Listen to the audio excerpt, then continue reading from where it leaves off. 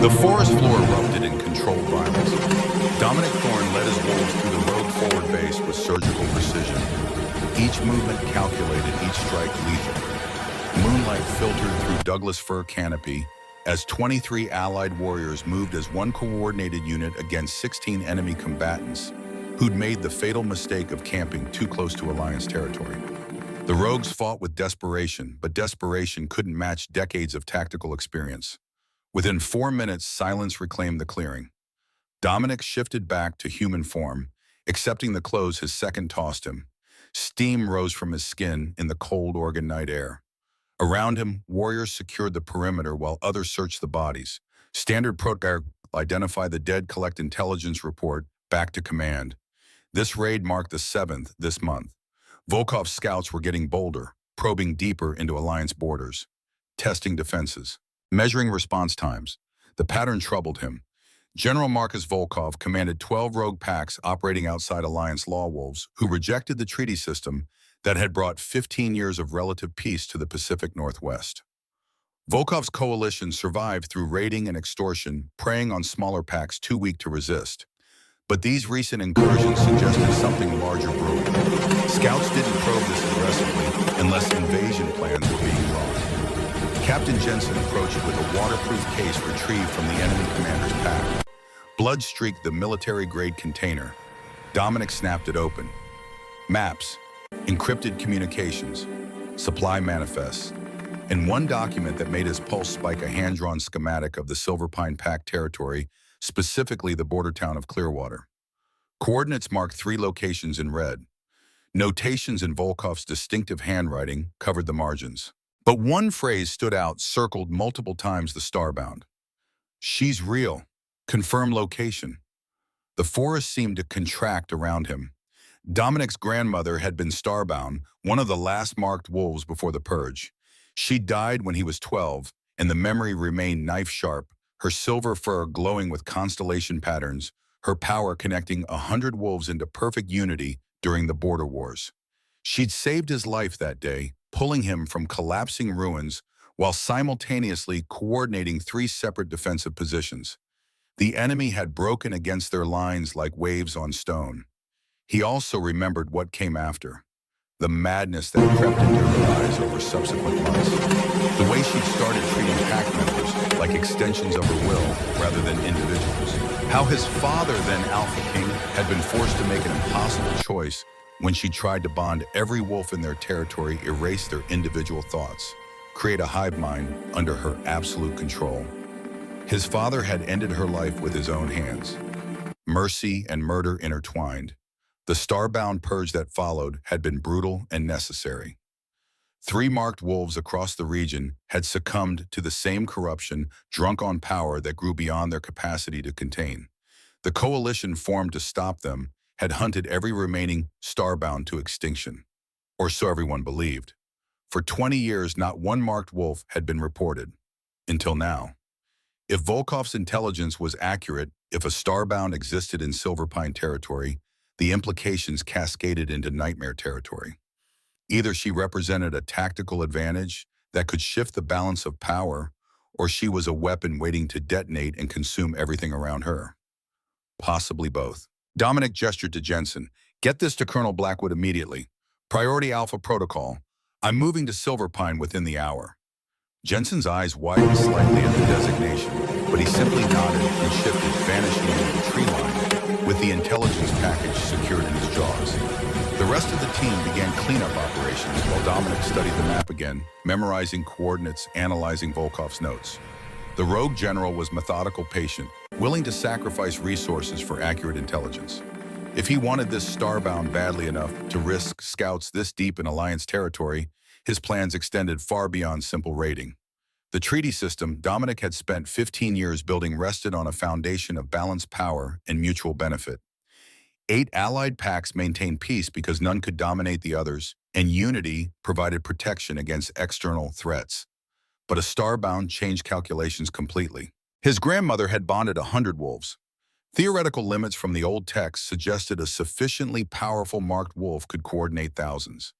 An entire army moving with one mind. Whoever controlled that power controlled the future. So, Silver Pine Pack occupied prime territory along the Cascade Range, their lands spanning old-growth forest and mountain valleys rich with game.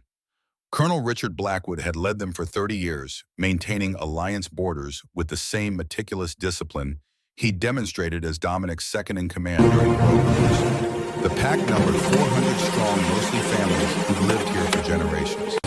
Traditional, stable, loyal. Dominic's convoy arrived at dawn 6 vehicles, carrying his personal security detail and senior advisors. The pack house dominated Clearwater's central square, a 3-story lodge built from local timber that served as administrative center and community hub. Richard waited on the front steps, his gray-threaded hair and weathered features testament to decades of service. The two men clasped forearms in the old way, a greeting between warriors who'd bled together. The intelligence package I sent arrived. Dominic's voice carried no preamble. They'd known each other too long for diplomatic niceties. Richard's expression darkened. 4 hours ago, I've already doubled patrols and restricted non-essential movement near the marked coordinates. If she exists, Volkov's scouts haven't found her yet. But they're looking. Inside the command center, Richard had assembled his senior staff, his son Tyler, 3 pack captains, and the pack physician. Maps covered the table marked with patrol routes and reported sighting locations. Dominic studied the tactical display while Richard briefed the situation. We've had unusual activity near the north border for 6 weeks. Scouts that vanish before we can engage. Surveillance without obvious purpose. 2 of my best trackers found evidence of observation posts professionally concealed abandoned when discovered. Someone's been watching us. Tyler stepped forward, a younger version of his father with the same sharp tactical mind. I've been investigating the starbound angle. Interviewed pack members about wolves who avoid shifting in public, anyone displaying unusual behavior. Most leads went nowhere. But one name keeps appearing. He slid a personnel file across the table. Photograph clipped to the front showed a woman in her late 20s, dark hair pulled back, lean build that suggested physical work. Her eyes held an intensity that the camera captured even in a routine ID photo. Lyra Morgan, age 28, lives alone on the eastern edge of town. Works as a wilderness tracker, bringing in game for the pack. Her father was Colonel James Morgan, one of your officers during the Rogue Wars, sir. He died 5 years ago in a training accident. Dominic remembered James. Solid officer, dependable in crisis, the kind of man you wanted covering your flank. They'd served together for a decade before James requested transfer to Silver Pine for personal reasons. The transfer had been approved without question. Good officers earn such accommodations. Tyler continued. Morgan never shifts in public. Claims she prefers human form for tracking. But here's what's interesting. She's the best tracker in the pack. Bar none.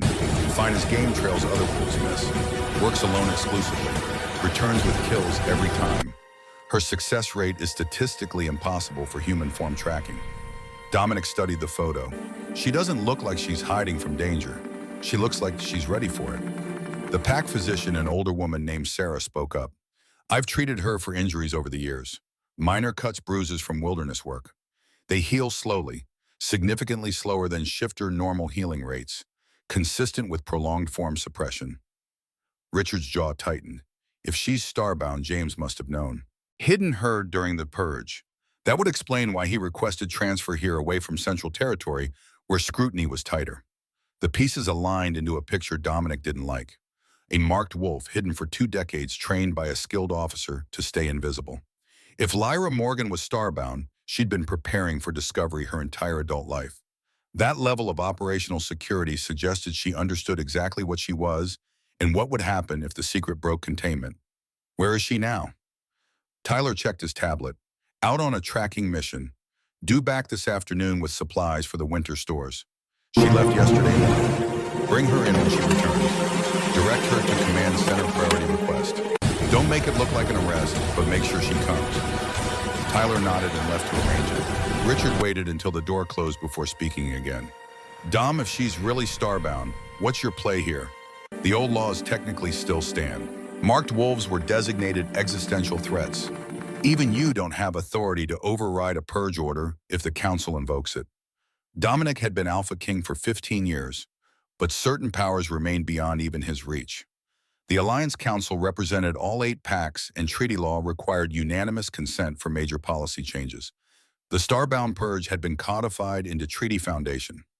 Reversing it would require convincing every alpha that marked wolves were no longer threats. Good luck with that conversation. First priority is confirmation. We don't know for certain she's starbound. Second is assessment. If she is marked, is she stable? Can she control the power?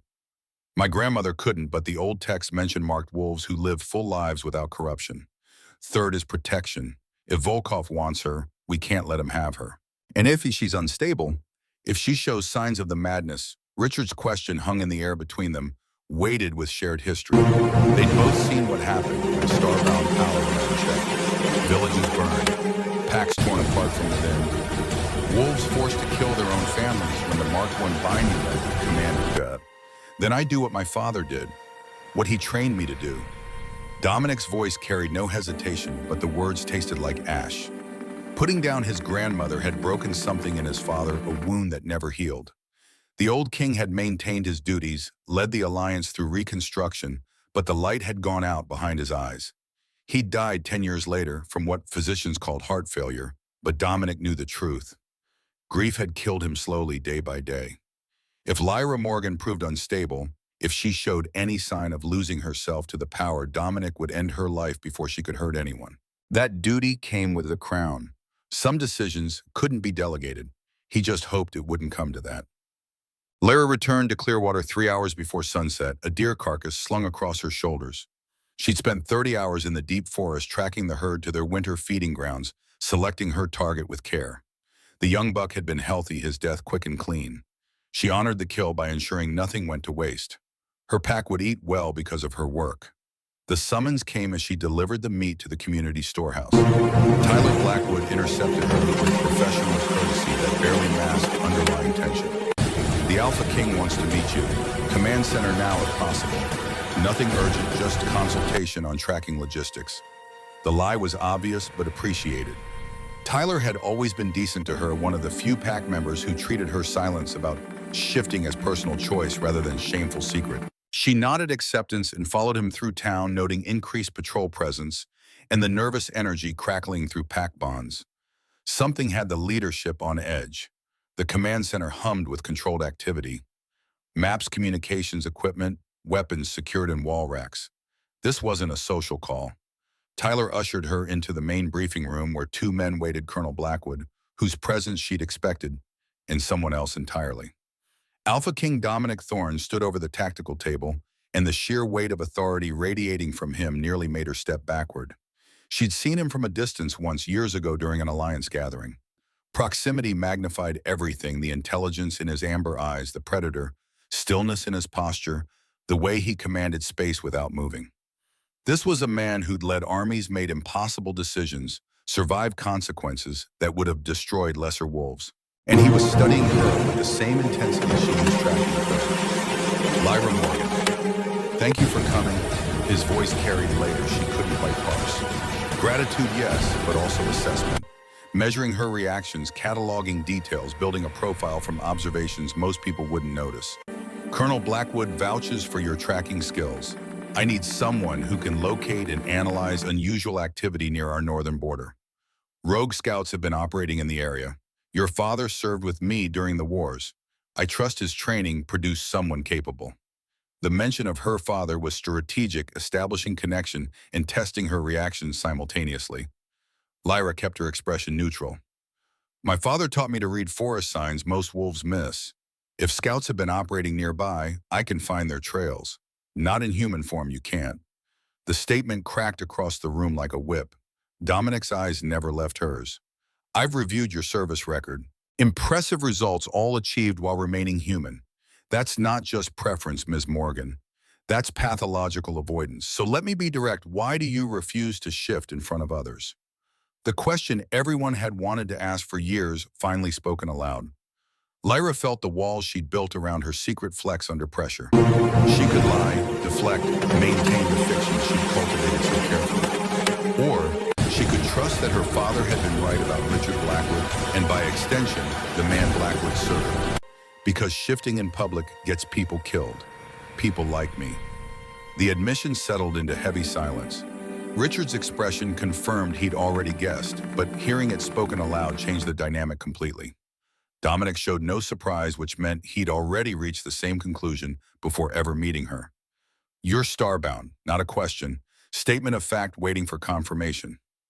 Lyra nodded once. My father hid me during the purge. Trained me to suppress, to pass as normal, to never access the power. I've spent 20 years becoming invisible because visibility means death. Dominic circled the table slowly, each step deliberate. His wolf was close to the surface. She could sense the predator evaluating threat levels, calculating angles of attack if she proved dangerous. Your father was a good man and a better officer. If he chose to protect you, he must have believed you were worth the risk. But circumstances have changed. General Volkov knows a starbound exists in Silver Pine territory. He's sending hunters. You can't hide anymore. The words hit like physical blows. Volkov. The name carried weight of its own. A rogue general whose coalition had been growing bolder each year. If he discovered her existence, if he had resources dedicated to capturing her, then Dominic was right. The hiding was over. What do you want from me? Proof. I need to see your wolf, assess your control, determine if you're threat or asset. Then we decide next steps. Lyra's throat tightened. I don't know if I can. The suppression has been so long. The power scares me more than the hunters do. Fear is rational. My grandmother was starbound. I watched her descend into madness. I also watched her save my life and 100 others before the corruption took her. The power itself isn't evil, Ms. Morgan. It's what we choose to do with it that matters. He moved closer, amber eyes locked on hers. I'm asking you to trust me with something terrifying. In return, I give you my word, if you're stable, if you can control the power, I will protect you from anyone who tries to hurt you for what you are. But if you show signs of losing yourself to it, if the madness starts, I will end you quickly and cleanly before you can hurt anyone. My father taught me how. Those are the terms. The brutal honesty cut deeper than any lie could have. This man would kill her without hesitation if necessary, and somehow that made his protection often more credible. He wasn't promising safety. He was promising judgment executed by someone who understood the stakes completely. Lyra made her decision. When do we start? The testing ground was 5 miles outside Clearwater, a natural clearing, surrounded by old-growth forest that muffled sound and provided privacy. Dominic had assembled a small team, Richard, Tyler, and 3 senior warriors who'd served during the original Starbound conflicts. They knew what to watch for, what warning signs preceded loss of control. Lyra stood in the clearing center while Dominic outlined the protocol. We start simple. Shift to wolf form. Maintain for 10 minutes, shift back. Let me see what we're working with. The terror was visceral. 20 years of suppression had built walls in her mind so strong that even thinking about shifting felt like approaching a cliff edge. But staying hidden meant certain death when Volkov's hunters arrived. At least this way she'd face danger with allies instead of alone. She closed her eyes and reached for the wolf that had been caged most of her life. The transformation hit with unexpected violence. Bones restructured, muscles realigned, senses exploded into hyper-awareness. When Lyra opened her eyes again, the world had crystallized into sharp focus. Every heartbeat in the clearing registered as distinct percussion. Individual scent signatures painted thermal maps in her mind. The forest whispered secrets through rustling leaves and distant animal movement. And her wolf was larger than she remembered. Not massive like an alpha male, but substantial, powerful, built for speed and endurance rather than brute force. Her fur caught the fading sunlight and someone inhaled sharply.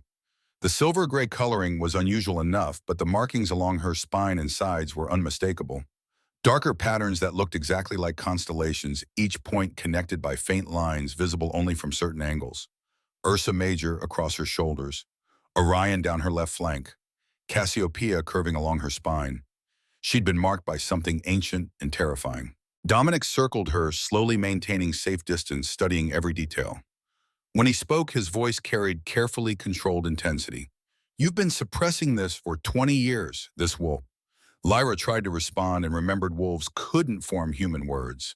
She simply held his gaze, letting him see the confirmation in her eyes. She's magnificent. Tyler's voice held awe that bordered on reverence. The warriors murmured agreement. Only Richard stayed silent, his expression unreadable.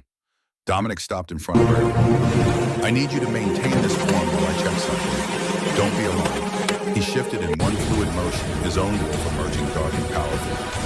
Alpha presence rolled off him in waves that made every other wolf in the clearing instinctively defer. He approached Lyra, carefully circling once more, and then did something unexpected. He pressed his forehead to hers in the traditional greeting between wolves of equal status. The contact created a jolt of recognition that snapped through both of them. Pack bonds activated, amplified by whatever power slept within her constellation marks. For a frozen moment, Lyra felt Dominic's surface thoughts and emotions, tactical assessment, layered over deeper curiosity, his grandmother's memory, creating resonance with what he saw in Lyra. Determination to protect, warring with responsibility to destroy if necessary. And underneath everything, a question: could this be different? Could a starbound exist without descending into madness? The connection severed when Dominic stepped back and shifted to human form again. His expression had shifted subtly, calculation giving way to something closer to hope. You felt that the bond Lyra shifted back, grateful when someone handed her clothes. I felt you, just for a second. Your thoughts touched mine. That's the starbound power. Connection. Pack bonds amplified to extraordinary levels. My grandmother could coordinate 100 wolves through that connection. They could feel what she felt, know what she knew, move as unified force. But it required consent. She never forced the bond on anyone who refused. His eyes hardened until the madness came. Then consent stopped mattering. Lyra pulled her shirt on, hands shaking slightly from adrenaline and exhaustion. The brief shift had cost more energy than expected, proof of how much damage suppression had caused. 20 years of caging her wolf had left atrophy she'd need weeks to reverse. I don't know how to access the power deliberately. I've felt it trying to surface sometimes, usually when I'm stressed or frightened, but I always pushed it down. My father taught me that using it would mark me as target. He was right. But Volkov already knows you exist. Hiding the power won't protect you anymore. We need to understand what you're capable of, assess your control, determine if you can bond wolves without losing yourself to the process. Richard cleared his throat. Dominic, may I suggest we start very small, perhaps bonding just 2 or 3 wolves, seeing if she can coordinate simple tasks without overwhelming herself? Agreed. But first, she needs to strengthen her wolf.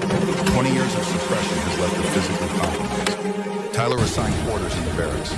She stays on base where we can protect her. Daily training starts tomorrow, building stamina and combat skills.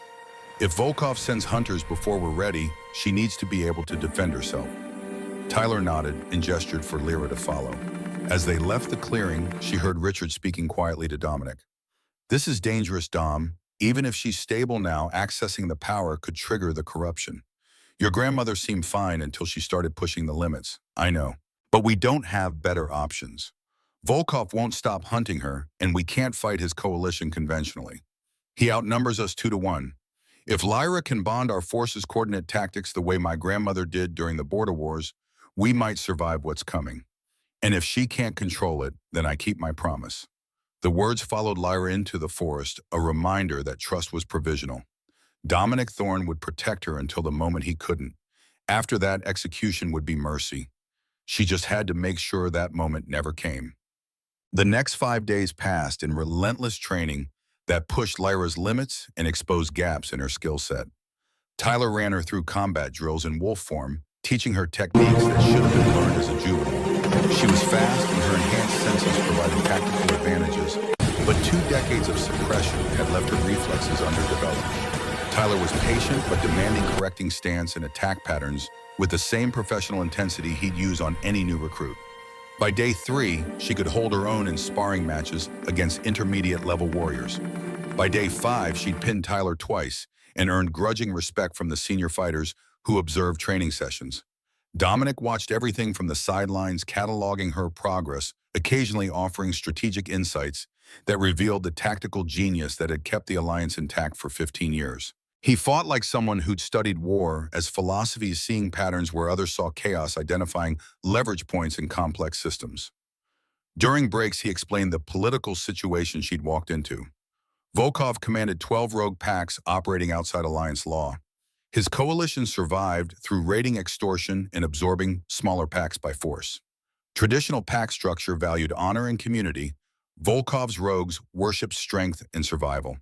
For years, the Alliance had contained him through superior coordination and defensive positions. But Volkov was patient. He'd been building strength, slowly testing borders, identifying weaknesses.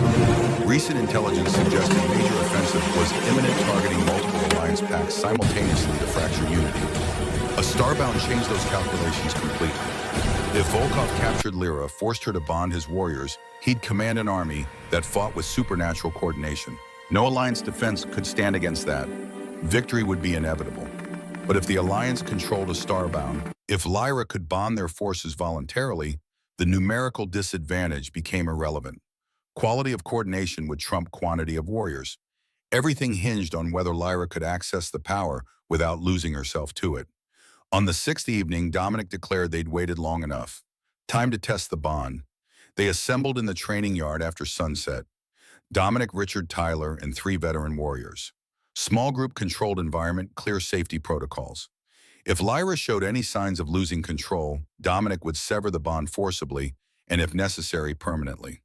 Lyra shifted to wolf form, her constellation marks catching moonlight and seeming to glow faintly. Dominic shifted as well and approached until they stood nose to nose. His amber eyes held hers with absolute focus.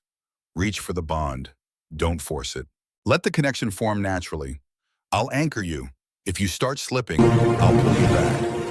Lyra closed her eyes and did something she spent 20 years refusing to do. She reached for the power that lived in her constellation marks and invited it to surface. The response was immediate and overwhelming. Energy exploded through her nervous system, seeking connections, searching for packed bonds to amplify. She felt every wolf in the training yard simultaneously: Dominic's controlled strength, Richard's steady determination, Tyler's curious anticipation, the veteran's cautious readiness. Their emotions painted vivid landscapes in her mind. Their heartbeats synchronized into rhythmic pattern. Their thoughts brushed against hers like whispered secrets, and the power wanted more. It pressed outwards, seeking additional connections, trying to expand the bond beyond the training yard. Lyra felt it reaching for pack members sleeping in the barracks. Civilians in town, anyone within range whose pack bonds could be commandeered and amplified. The hunger was intoxicating. She could feel the potential, hundreds of minds linked to hers, moving as extensions of her will, perfect coordination, enabling impossible achievements. This was what her father had feared. Not the power itself, but how seductive it felt. How right, how natural to reach out and connect and unify. Dominic's presence slammed into her consciousness like a physical barrier. His alpha authority pushed back against the expanding bond, creating containment field that held the power within acceptable limits. The sensation was jarring but necessary. Without his anchor, she would have bonded every wolf in Silverpine within minutes, and she might not have been able to stop there. Lyra fought the power back down, re-establishing control, limiting the bond to only the 7 wolves in the immediate area. The hunger retreated but didn't disappear. It waited beneath the surface, patient and persistent, ready to surge forward the moment her concentration slipped. Good.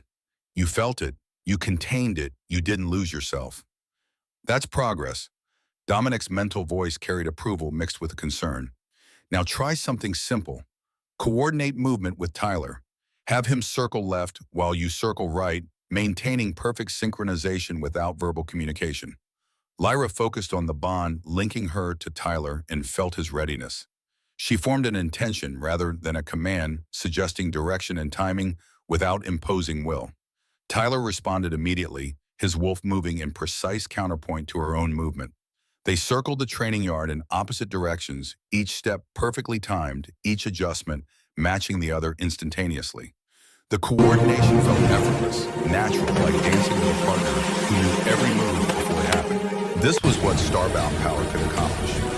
Warriors moving as one organism, responding to threats before conscious thought processed them, executing complex tactics through pure instinct. Dominic watched the demonstration with growing satisfaction. Enough for tonight. Release the bond slowly. Let everyone ease back to normal consciousness. Lyra did as instructed, carefully withdrawing the power, severing connections with care. The sudden isolation felt jarring after the intimacy of shared consciousness. For a brief window, she'd known Tyler's thoughts and feelings with perfect clarity. Returning to normal separation felt like losing a sense she'd barely begun to understand. Everyone shifted back to human form. Tyler's expression reflected wonder and slight unease. That was incredible and deeply unsettling. For those few minutes, I could feel what you felt, sense what you sensed. It was like we shared one mind. Dominic's face remained serious. That's the gift and the curse. Starbound power enables coordination impossible through any other means, but it also erodes boundaries between individuals. Push too far, bond too many wolves, maintain connection too long, and those boundaries dissolve permanently. My grandmother bonded 100 wolves during the border wars. By the end, she couldn't distinguish their thoughts from her own. The madness was inevitable. Richard spoke quietly. Lyra, how do you feel? Exhausted, euphoric, hungry for more. All three, the power wants to be used. It pushes for expansion. Dominic's anchor kept me from losing control, but I could feel the temptation. If I bonded more wolves, I'd be stronger. If I bonded hundreds, I'd be unstoppable. That kind of thinking is how corruption starts. Her honesty hung in the air, uncomfortable and necessary. She was dangerous. They all knew it. The question was whether that danger could be directed toward productive ends rather than destructive ones. Dominic made a decision. We continue training.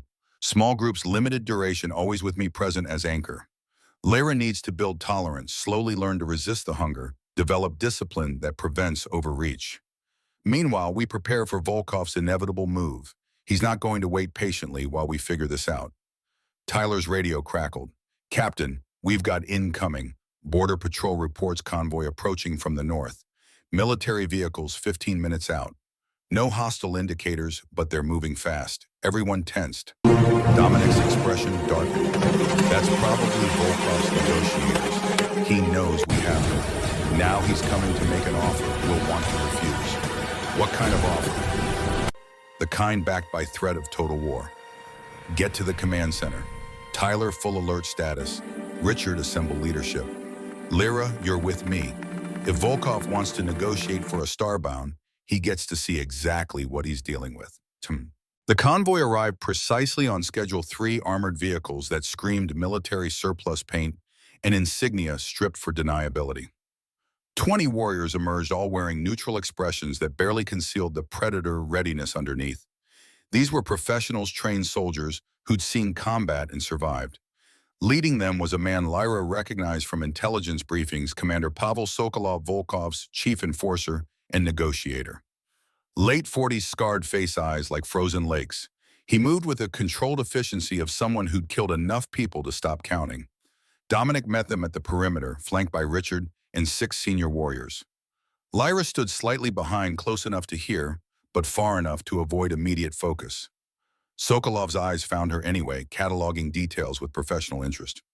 Commander Sokolov, you're far from your territory. Dominic's voice carried no warmth, just acknowledgement of presence. AlphaKing Thorn, I come under flag of parley. General Volkov sends his regards and a proposal. Proposals require good faith.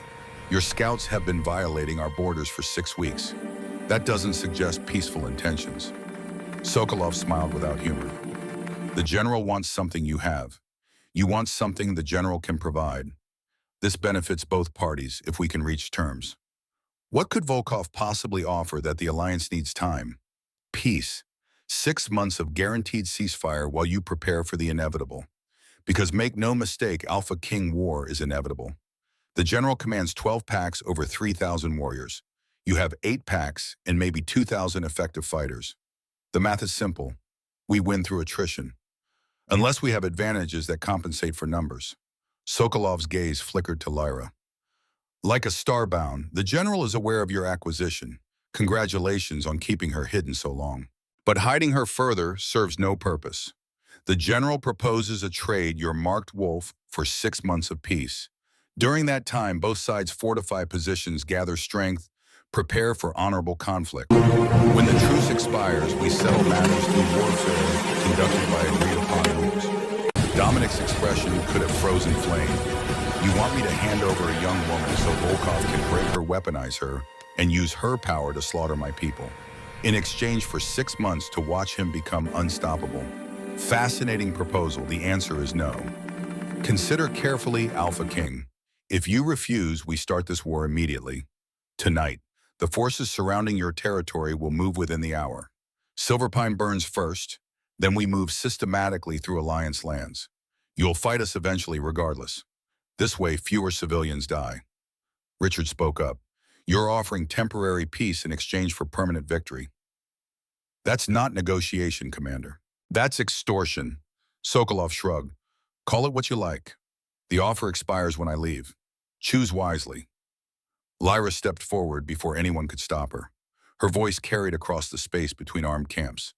The general wants me because he believes starbound power can be controlled through force. That's how he thinks. Break someone, rebuild them, as weapon, deploy them as tool. But that's not how the power works. Starbound bond requires consent. Try to force it and the connection fails. Torture a Mark Wolf and you destroy the very thing you're trying to exploit. Sokolov's attention locked onto her completely now. Interesting theory. The general has access to historical records suggesting otherwise. Starbound have been weaponized successfully throughout history by breaking them first, creating empty vessels that could be filled with someone else's will. Is that what Volkov plans to do with me if necessary?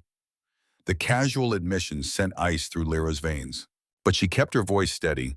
Then tell your general he's chasing a fantasy. I'd rather die than be used that way. And if he tries to take me by force, I'll make sure he never gets the chance.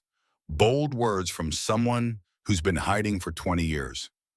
I wasn't ready before. I am now. The challenge hung in the air, electric and dangerous.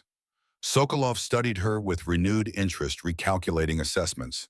Then he turned back to Dominic. The general will be disappointed. He was hoping you'd be reasonable. Reasonable would be accepting terms that guarantee my destruction. I'm many things, Commander, but I'm not suicidal. Tell Volkov if he wants war, he can have it. But he'll discover that numbers alone don't determine outcomes. Sokolov nodded once, accepting the refusal without argument. His orders had been to deliver the proposal and engage response. Both objectives accomplished. The parley ends then. My forces will withdraw. But understand that this courtesy was one-time offer. Next time we meet, it will be on battlefield. He turned to leave, then paused and looked back at Lyra. The general asked me to deliver a personal message for you, Miss Morgan. He says your father would have understood pragmatism over principle. James Morgan was a good soldier who knew when to adapt. The words hit like a physical blow. Lyra's vision tunneled red. How dare you speak about my father? You didn't know him, but the general did. They served together before your father defected to the Alliance. Old friends, old partnerships. The general still respects what James sacrificed to protect you. He'd prefer not to waste that sacrifice by killing you. But he will if you force his hand. The revelation spun through Lyra's mind, fragmenting everything she believed about her father's history. Sokolov watched her reaction with satisfaction, then departed with his security detail. Within minutes, the convoy vanished into the forest. Silence dominated this command center after they left. Finally, Richard spoke. Lyra, I don't know if what Sokolov said about your father is true, but even if James did serve with Volkov before joining us, it doesn't change the fact that he spent his life protecting you. Whatever his past, he chose the Alliance. He chose you. Lyra nodded, but the ground felt unsteady beneath her feet. She'd built her entire understanding of safety on her father's judgment. Learning he might have had connections to the enemy, that Volkov claimed friendship with him, that history was more complicated than simple defection, from rogue life to Alliance loyalty, it shook foundations she'd thought were solid. Dominic's hand settled on her shoulder. Focus on what matters now. Volkov just declared his intentions. He's coming for you, and he's willing to burn everything to claim you. That means we need to accelerate your training, test your limits faster than I wanted, and prepare for war we hope to avoid. How quickly can you bond a larger group? I don't know. We've only tried 7 wolves. Scaling up to dozens or hundreds means exponentially more connection points, more consciousness to coordinate, more risk of losing myself. We don't have the luxury of slow progress. Volkov will move within days, maybe hours. I need you combat ready. Richard assembled 200 of our best warriors. We're doing a large-scale bonding test tomorrow. If it works, we start tactical integration. If it fails, he didn't finish the sentence. If it failed, Lyra would either be dead or worse, lost to the madness that had claimed every other starbound in history. And and Dominic would be forced to make the same choice his father had made, Mercy killing the woman he'd sworn to protect. Lyra took a breath and squared her shoulders. Tomorrow, then, either I prove I can control this power, or we find out exactly how fast you can end me. Let's hope it doesn't come to that. Dominic's voice carried weight of command and something deeper. Regret maybe for circumstances that forced impossible choices on everyone involved, but also determination. He'd spent 15 years building the alliance, maintaining peace through strength and diplomacy. Volkov threatened everything that structure protected. If Lyra represented the only tactical advantage that could preserve what they'd built, Dominic would push her limits regardless of personal cost. That was what leadership required, the willingness to sacrifice pieces on the board to protect the whole, even when the pieces were people you'd promised to safeguard. Lyra understood. She'd become a weapon whether she wanted to or not. The only question remaining was whether she'd master the power before it mastered her. Dawn broke cold and clear over the training grounds. 200 warriors assembled in formation, veterans mixed with younger fighters, all volunteers who understood the risks. They'd been briefed on starbound capabilities and the potential consequences of bonding. Each had been given the option to refuse without prejudice. Not one step back. Lyra stood at the formation center, Dominic beside her in wolf form, his presence the anchor that would keep her grounded. Richard commanded the perimeter security, ensuring no outside interference during the test. Tyler had positioned medical teams on standby in case things went catastrophically wrong. The plan was simple in theory, terrifying in execution. Lyra would bond all 200 warriors simultaneously, hold the connection for 5 minutes, and coordinate a basic tactical maneuver. If she maintained control throughout, they'd begin integrating bonded units into defensive strategies. If she lost control, Dominic would sever the connection by force, and if necessary, kill her before the madness spread. No pressure. Lyra shifted to wolf form, her constellation marks gleaming in morning light. She'd learned over the past week that the markings glowed brighter when the power activated, a visible indicator of starbound energy flowing through her. Right now, they were dim, dormant, waiting. She reached for the power with deliberate care, feeling it rise like tide responding to moon. Instead of fighting the hunger as she had before, she guided it outward with controlled intention. The bond spread through the assembled warriors like lightning through storm clouds, connecting each consciousness to hers and to each other through her as central node. The sensation threatened to overwhelm her. 200 minds pressed against hers, 200 separate streams of consciousness, all demanding attention simultaneously. She felt their fear and their excitement, their doubts and their determination, their individual personalities creating complex symphony of human experience. The temptation to simply let the flood wash over her, to surrender individual thought and merge with the collective, was almost irresistible. Dominic's anchor held firm. His alpha presence created bedrock foundation that prevented her from dissolving into the crowd. Through their connection, she felt his confidence in her ability to withstand the pressure, his readiness to intervene if necessary, his acceptance that intervention might mean ending her life. Lyra focused on the exercise Tyler had designed. Simple, coordinated movement. All 200 warriors shift into formation, a flying wedge, maintain formation while moving across the training ground, shift back to human form in perfect unison. Basic drill that young recruits mastered within weeks, but exponentially more difficult when executed by warriors who'd never trained together, coordinated purely through starbound bond rather than verbal communication. She formed the intention and felt it ripple through the bond. Every warrior sensed the pattern simultaneously, understanding their position and formation, their relationship to others, the timing required for perfect execution. As one organism, they shifted and moved, creating arrowhead configuration that flowed across the field with supernatural grace. From the perimeter, Richard watched with expression mixing awe and terror. This was what Alliance forces had faced during the border wars when Dominic's grandmother had bonded their armies. Individual warriors became cells in larger organism, moving with coordinated precision no traditional command structure could match. The tactical advantages were staggering. The risk of corruption equally so. Lyra held the connection for exactly 5 minutes, then carefully released it. The bond dissolved gradually rather than snapping, letting each warrior return to individual consciousness without jarring transition. She shifted back to human form and collapsed immediately, completely spent. Dominic shifted and caught her before she hit the ground.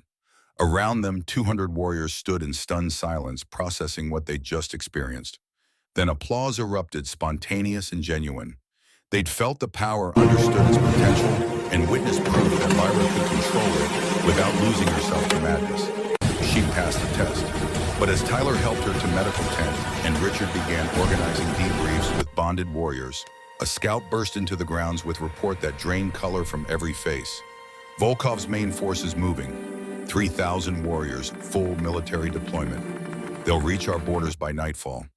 War had come. 3,000 enemy warriors represented extinction-level threat for the Alliance. Dominic assembled his war council within the hour, spreading tactical maps across tables while radio chatter filled the command center with real-time intelligence updates. Volkov's forces had split into 3 columns each, targeting a different Alliance territory simultaneously. The strategy was brutally effective: force defenders to divide strength, then crush them piecemeal. Silverpine represented the primary target, positioned as it was along the central access road into Alliance heartland. Silverpine and Volkov controlled the strategic corridor that would allow him to isolate other packs from mutual support. The mathematics were simple and devastating. Silverpine could field 400 warriors. Volkov's lead column numbered over 1,000. Richard traced enemy approach vectors with grim precision. They'll hit our northern defenses, first probably within 6 hours. We've fortified the pass-laid traps, established kill zones, but we can't hold indefinitely against these numbers. We need reinforcements from other packs. Tyler shook his head. The other columns are pinning down our allies. Nobody can spare warriors without compromising their own defenses. We're on our own until we break one of the attacks and free up resources, which means we need force multiplier beyond conventional tactics. Dominic's eyes found Lara, who'd recovered enough from the morning's bonding to stand upright. The question was unspoken but obvious. Could she bond 400 warriors and maintain effectiveness through extended combat? The morning test had lasted 5 minutes with half that number. Battle could stretch for hours. Lyra met his gaze steadily. I can try, but there's a problem. Bonding that many wolves holding the connection under combat stress, it's going to push me toward the edge. I felt it this morning with 200. The power wants more. Every time I use it, the hunger grows stronger. If I bond 400 during active battle with adrenaline and fear amplifying everything, I don't know if I can resist the pull toward expansion. Then we need something stronger than your willpower. We need an anchor that can hold you regardless of circumstances. Dominic stood, decision made. There's a ritual in the old text. Deep bonding between Alpha and Starbound creates permanent connection that allows the Alpha to ground the Starbound, even during peak power usage. My grandmother performed it with my grandfather during the border wars. It's why she lasted as long as she did before the corruption took her. Richard's expression darkened. That ritual also meant when she fell, your grandfather felt everything. The madness, the pain, the moment your father ended her life. It broke him, Dominic. He was never the same after. I know, but we don't have alternatives. Without the deep bond, Lyra will lose herself in the first hour of combat. With it, she has a chance to maintain control long enough to make a difference. Lyra's voice was quiet but firm. What does this ritual require? Complete vulnerability from both participants. Mental barriers drop entirely. For the duration of the bonding, we'll feel everything the other feels, know everything the other knows. It creates permanent connection that can't be severed except by death. If you go mad, I experience the madness. If I die, you feel my death as if it were your own. She absorbed that information without flinching. When do we start? Now? We have maybe 4 hours before Volkov's forward elements engage our defenses. The ritual takes 90 minutes. Tyler cleared his throat. Sir, there's one other thing the text mentioned about deep bonding. It often triggers mate bond recognition. Something about complete mental intimacy creating the foundation for I'm aware. That's a secondary concern right now. Lyra, if you're not comfortable with potential complications, she cut him off. If permanent bonding is what keeps me from becoming a monster, then complications are acceptable. Let's do this. The ritual chamber was a small room beneath the pack house stone walls that had stood for generations. Ancient symbols covered the floor carved by wolves who'd understood starbound power intimately. Dominic dismissed everyone except Elder Cornelius, who would maintain the boundary circle and intervene if the bonding destabilized catastrophically. Both shifted to wolf form, facing each other in the circle's center. Cornelius began the old words, speaking in a language that predated modern pack structure. The syllables resonated with power that made the air shimmer. Dominic's wolf approached until his forehead pressed against Lyra's. The contact created immediate connection, but this time neither pulled back. Instead, they leaned into it, allowing the bond to deepen beyond surface consciousness into the fundamental architecture of self. Lyra felt Dominic's memories cascade through her awareness. Childhood training under his father's demanding tutelage, the horror of watching his grandmother's execution, the weight of crown placed on shoulders too young to bear it properly, 15 years of decisions that meant life or death for thousands. She experienced his guilt over warriors, lost his pride in the alliance he'd built, his fear that everything he'd created would burn because he couldn't stop Volkov without becoming the kind of tyrant he'd sworn never to be. And underneath everything, the loneliness. Command isolated. Leadership meant making choices others couldn't forgive, bearing burdens no one else could share. For 15 years, Dominic had carried that isolation as price of authority. Her own memories flowed to him in return. The terror of her first shift at 7 years old, understanding immediately that her wolf was different, and that difference meant danger. Her father's desperate training to teach survival through invisibility, 20 years of watching life happen to other people while she remained carefully separate. The profound loneliness of hiding the fundamental truth of what she was never able to trust anyone completely, always aware that discovery meant death. Their isolation recognized itself in each other, creating resonance that amplified the bond beyond what either had anticipated. The mate recognition slammed into both of them with tidal force, not general realization but overwhelming certainty. This was right, this was necessary. Two people who'd spent their lives alone had found someone who understood the cost of power and the burden of difference. The bond solidified into something unbreakable. Lyra felt Dominic's presence settle into permanent residence at the edge of her consciousness, an anchor that would hold regardless of circumstance. Through his eyes, she experienced her own wolf as he saw it, not defective or cursed, but magnificent and terrible and beautiful, in ways that defied simple categorization. Through her perception, Dominic felt himself as she experienced him, strength tempered by wisdom, authority balanced with mercy, the kind of leader worth following into darkness, because he'd already walked there himself and found the way back. When they separated and shifted back to human form, both needed a moment to reorient. The intimacy was overwhelming, exposing vulnerabilities neither had shown anyone before, but it also created foundation of trust that would make everything else possible. Cornelia spoke quietly. The bond is stable, stronger than I've seen in the historical records. You'll be able to anchor her through anything short of actual death. But understand the cost, my king. If she falls to madness, you'll experience it with her. You won't be able to save yourself by cutting the connection.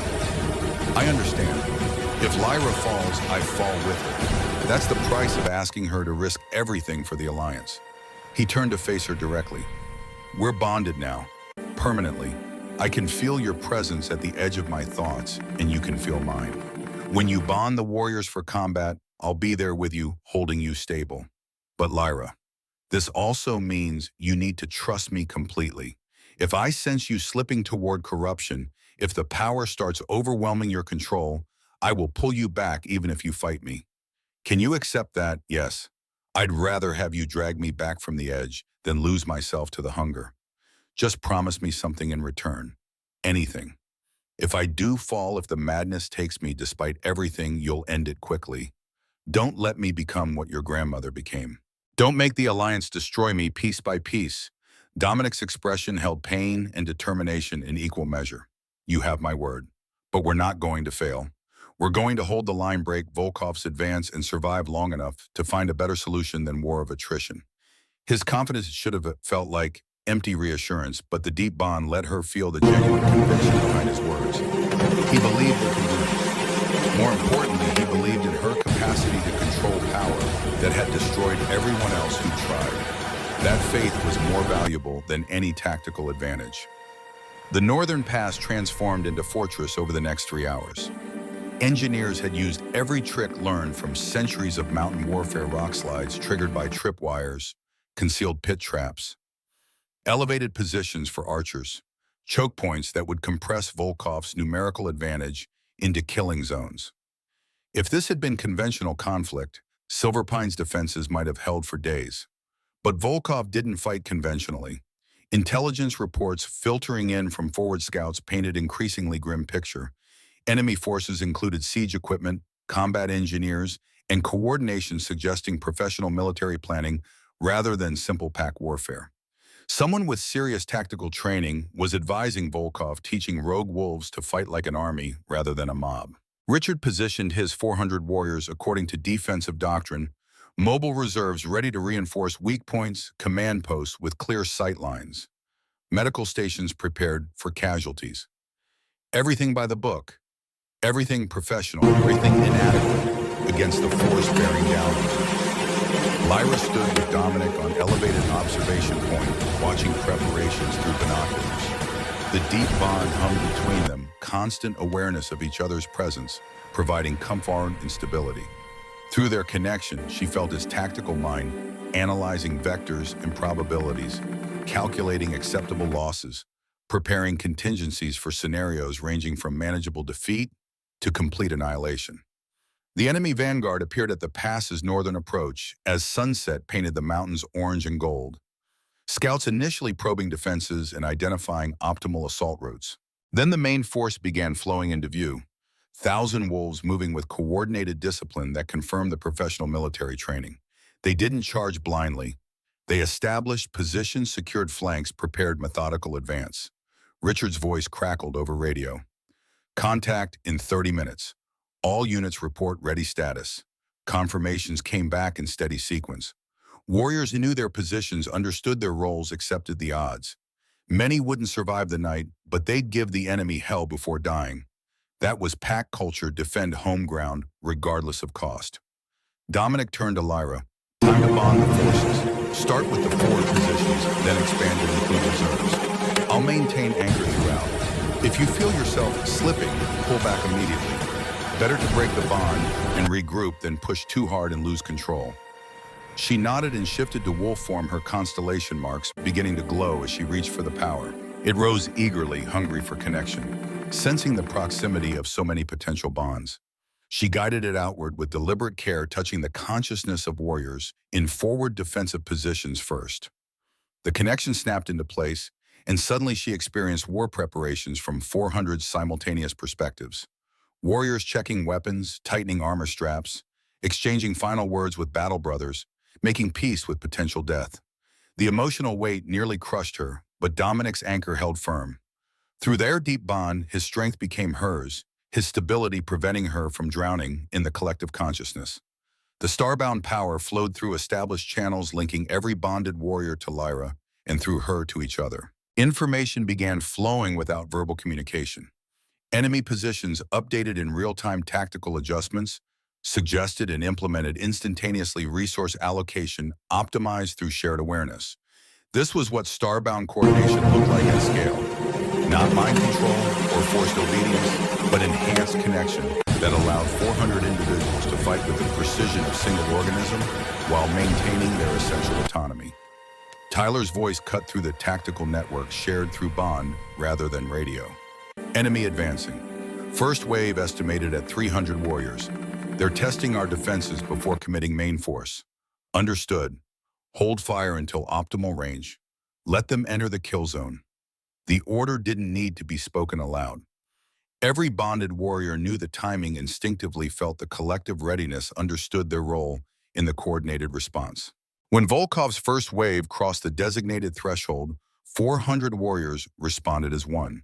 Arrows filled the air in devastating volley, finding targets with supernatural accuracy. Bonded warriors could feel enemy positions through shared tactical awareness, adjusting aim through collective perception rather than individual sight. The initial volley dropped 50 enemy warriors in seconds. Volkov's forces scattered and charged, abandoning probing tactics for direct assault. They hit Silverpine's forward positions with brutal force, expecting to overwhelm through sheer numbers. Instead, they encountered defense that anticipated every move, countered every tactic, responded to threats before they fully developed. Bonded warriors fought with coordination that seemed impossible, covering each other's flanks, without communication, rotating positions to prevent exhaustion, concentrating force, at weak points in enemy lines while maintaining overall cohesion. It was beautiful and terrible, the kind of tactical perfection that turned warfare into art. But perfection came at cost. Lyra felt every wound inflicted on bonded warriors as if the injuries were her own. Each death registered as personal loss, grief compounded 400 times over. The emotional trauma threatened to overwhelm her clinical detachment, dragging her into the horror of what she was enabling. Dominic's presence surged through the anchor bond. Focus on the tactical layer. Don't let yourself feel the individual losses yet. We'll grieve later. Right now we survive. His voice was lifeline, pulling her back from the edge. She compartmentalized the pain, pushing emotional response aside to maintain functional coordination. The warriors needed her tactical awareness, not her grief. Time for mourning would come after the battle, if any of them survived to mourn. The first wave broke against Silver Pine's defenses and withdrew, leaving 70 dead on the field. Victory should have felt triumphant, but intelligence reports confirmed what everyone feared. Volkov had used the initial assault to probe defenses and identify starbound coordination. Now he knew what he faced, and his response was already moving into position. A runner reached command post with captured enemy radios still transmitting orders from Volkov's field headquarters. Dominic listened to the broadcast with expression growing darker by the second. Bring forward the special asset. If they have a starbound, we deploy ours. The words confirmed nightmare scenario. Volkov possessed a starbound of his own, enslaved and weaponized. Intelligence had suggested the possibility, but confirmation changed everything. One bonded army could defeat superior numbers through coordination. Two bonded armies negated that advantage, turning conflict back into war of attrition that Silver Pine couldn't win. Richard absorbed the news with visible effort to maintain composure. How long before we can get reinforcements from allied packs? Earliest estimates say 8 hours. Volkov's secondary columns are engaging them now, pinning them down. We're alone until we break enemy momentum enough that allies can disengage. Tyler pointed to updated tactical display. Sir, we've identified the enemy starbound's position. Second wave is forming around her, approximately 500 warriors bonding into combat formation. She's in the center, heavily guarded, heavily restrained. The word carried implications that made Lyra sick. Volkov's starbound wasn't bonding his warriors voluntarily. She was being force controlled through torture or drugs or psychological breaking. The power required consent to function optimally, but desperate measures could extract compliance from a sufficiently brutalized victim. We need to free her. Everyone turned to look at Lyra. She continued speaking through the bond, her words shared with all 400 bonded warriors simultaneously. If Volkov has broken a starbound to use his weapon, then she's suffering every second of forced connection. That's worse than death. We can't leave her in that condition. Dominic's tactical mind was already analyzing possibilities. Rescue mission would require penetrating enemy lines, locating the starbound, and extracting her while under fire. The odds of success are minimal, and the attempt would weaken our defensive positions. So we make it a combat objective rather than rescue mission. Break the enemy formation, kill the guards, free the starbound. If she joins us voluntarily, we have two bonded forces against Volkov's regular troops. If she's too damaged to fight, we at least deny him the advantage. Richard studied the tactical map with professional assessment. It's insane. It's also our best chance of surviving the night. Tyler, start planning infiltration route. We'll need strike team capable of moving fast through enemy territory. I'm going. Lyra's voice cut through planning discussions.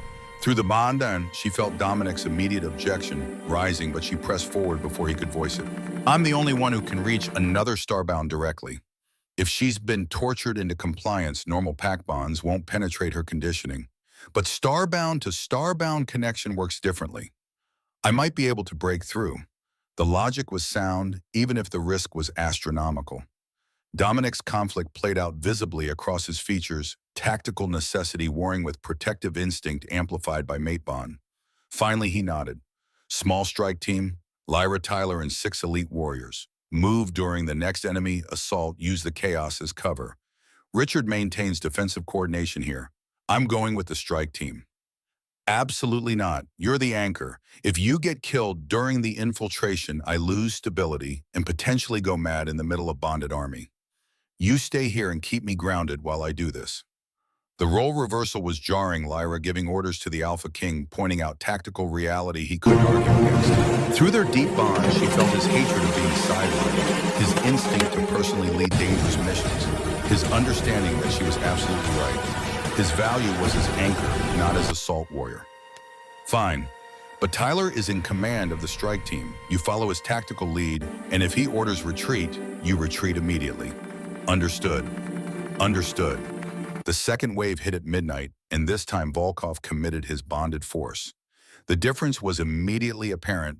Enemy warriors moved with coordinated precision, matching Silverpine's defenders' tactics, flowing through shared consciousness rather than verbal orders. What should have been chaotic assault became choreographed offensive that identified and exploited every weakness in defensive positions. Casualties mounted on both sides as bonded armies clashed. Lyra felt each Silverpine loss as a personal wound while simultaneously coordinating defensive responses across multiple fronts. The cognitive load was enormous. Her consciousness stretched across 400 simultaneous perspectives while maintaining individual identity. Only Dominic's anchor kept her from fragmenting under the strain. Through the chaos, Tyler's strike team moved. 8 wolves in total, slipping through contested zones during tactical feints that drew enemy attention elsewhere. They traveled light and fast using bonded coordination to avoid enemy patrols and navigate toward the center of Volkov's formation, where his starbound was positioned. Lyra experienced Tyler's perspective through the bond while simultaneously maintaining defensive coordination back at Silverpine's lines. The divided focus created a disorienting sensation of being in 2 places at once, fighting 2 separate battles through different bodies. But necessity made it possible, and Dominic's steady presence kept her grounded enough to function. The strike team reached a target position after 40 minutes of movement through hostile territory. Enemy guards surrounded a makeshift command post where a small silver wolf stood chained to a stake, driven deep into rocky ground. Even from distance, Lyra could see the wrongness, dull eyes, mechanical movements, the broken posture of someone whose spirit had been systematically destroyed. Volkov's enslaved starbound was bonding his warriors through sheer trained obedience, the power flowing through her like electricity through damaged conduit. It was functional but grotesque, natural gift perverted into weapon through sustained cruelty. Recognition hit Lyra like physical impact. She knew this wolf. The proportions, the silver coloring, the constellation marks barely visible under accumulated scars. This was her cousin Natasha Blackwood, Richard's niece, who disappeared 15 years ago during the starbound purge. Everyone had assumed she died. The truth was so much worse. Through their deep bond, Dominic felt Lyra's recognition and grief. His own shock resonated back to her, Richard's family captured as a child, broken and weaponized. The revelation added personal dimension to tactical situation, transforming mission from strategic necessity into moral imperative. Tyler signaled the assault. Strike team hit the command post from 3 directions, simultaneously overwhelming guards through coordinated precision. Within 90 seconds, they'd secured the perimeter and reached the chained starbound. Lyra shifted to human form and approached slowly. Natasha remained in wolf form, eyes tracking movement with empty precision. Recognition flickered across canine features, but the conditioning held. She'd been trained to see rescue attempts as threats requiring defensive response. Natasha, it's Lyra, Richard's daughter, your cousin. We're family. No response except slight tensing of muscles. Volkov's conditioning ran deep, overriding even basic pack recognition. Tyler worked on the chains while Lyra tried different approach. I'm starbound too, like you. I can feel what they've done to you, how they broke you, how much it hurts to bond warriors against your will. Let me help. Let me free you. She reached through starbound connection, bypassing pack bonds, entirely touching the deeper power that only marked wolves possessed. The contact was like plunging into frozen lake shock, of encountering consciousness so damaged it barely qualified as sentient. Natasha's mind was labyrinth of conditioning and trauma pathways carved through torture until natural responses had been replaced with trained behaviors. But underneath the damage, deep in protected spaces, Volkov hadn't found fragments of original personality remained. Memories of childhood in Silverpine, running through forests with packmates, her father's pride when she'd first shifted. The memories were sealed behind walls erected for survival, buried so deeply that even Natasha herself couldn't access them. Lyra pressed against those walls with desperate urgency. Tyler had broken the chains, and enemy reinforcements would arrive any second. If they couldn't reach Natasha quickly, the mission failed, and they all died here. Remember who you were. Remember your father. Remember freedom. You're not Volkov's weapon. You're Natasha Blackwood, and your family is here to bring you home. The walls cracked. Starbound power amplified Lyra's words, driving them past conditioning into the buried consciousness beneath. Natasha's wolf form shuddered violently as decades of suppressed memories flooded back. The collision between trained obedience and recovered identity created psychic shock that momentarily severed her bond with Volkov's warriors. 500 enemy fighters suddenly lost their coordination tactics, fragmenting into chaos as the starbound linking them went offline. On Silver Pine's defensive lines, Richard felt the shift through his own pack bonds and immediately ordered counteroffensive. Uncoordinated enemies were vulnerable enemies, but in the command post, consequences were more immediate and dangerous. Natasha collapsed as her mind tried to integrate conflicting identities, and the backlash of broken bonds created psychic shockwave that knocked everyone nearby unconscious. Lyra, connected through Starbound Link, took the full force of the feedback. When she woke seconds later, alarms were screaming and enemy reinforcements surrounded the position. Tyler dragged her upright while his remaining team members formed defensive perimeter. They'd accomplished the mission objective, but now faced extraction under impossible circumstances. Natasha was still unconscious, mind wrestling with recovered trauma. Moving her would be difficult. Fighting their way out through hundreds of angry enemy warriors while carrying casualties was borderline impossible. Through the bond, Dominic's presence surged with desperate strength. Lyra, you need to bond everyone in that area. Strike team enemy forces everyone within range. Coordinate them all, freeze the situation long enough to extract. That's insane. I'd be bonding enemy wolves along with our own. They could resist, fight the connection, use it against us. They could. Or they could be so shocked with sudden forced intimacy that they hesitate long enough for you to escape. It's a terrible plan, but it's the only one we have. Lyra reached for the power, feeling it rise with eager hunger. She'd been maintaining 400 bonds for hours, coordinating defense across multiple fronts, pushing her limits continuously. Adding another 100 connections, including hostile enemy wolves, might be the overreach that finally broke her control. But Natasha needed extraction. Tyler's team faced certain death, and Dominic's anchor held steady despite the strain. She had to try. The bond exploded outward in all directions, seizing every wolf within 200 yards regardless of allegiance.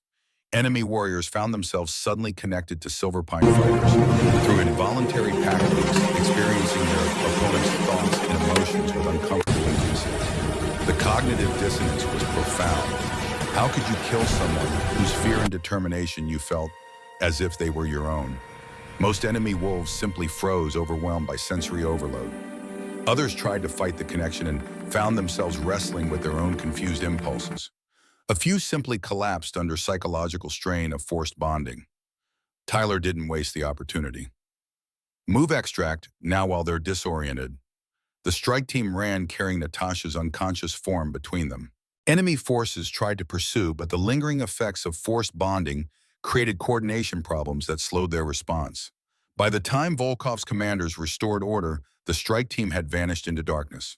Lyra maintained the chaotic mass bond until they had established distance, then released it all at once. The feedback nearly killed her psychic equivalent of touching high-voltage wire. She collapsed mid-stride consciousness, fragmenting the hunger threatening to consume everything. Dominic's anchor caught her before she fell completely. His presence flooded through their deep bond, pulling her back from the edge, rebuilding her sense of self from scattered pieces. She clawed back to awareness, finding herself being carried by Tyler, while the team navigated back towards Silver Pine's lines. Behind them, Volkov's force regrouped, but without starbound coordination, they'd reverted to conventional tactics. Richard's counter-offensive, still supported by Lyra's bonded warriors, drove deep into enemy positions and shattered their cohesion. What should have been Silver Pine's destruction became Volkov's costly defeat. By dawn, enemy forces were in full retreat, leaving 300 dead on the field. Silver Pine had lost 80 warriors, grievous casualties, but survivable. Most importantly, they'd broken Volkov's momentum and proved that bonded coordination could overcome superior numbers. and they'd rescued Natasha. The Packhouse medical wing worked overtime treating casualties. Lyra woke in recovery room with Dominic sitting beside the bed, his presence through their bond providing constant reassurance. Her body felt like it had been beaten with hammers, every nerve ending, screaming protest at the abuse she'd inflicted through overextended power usage. How long was I out? 6 hours. You pushed well past safe limits. The bonding of enemy forces simultaneously with our own warriors could have killed you. Probably should have. His voice carried relief and anger in equal measure, protective instinct warring with acceptance that she'd done what was necessary.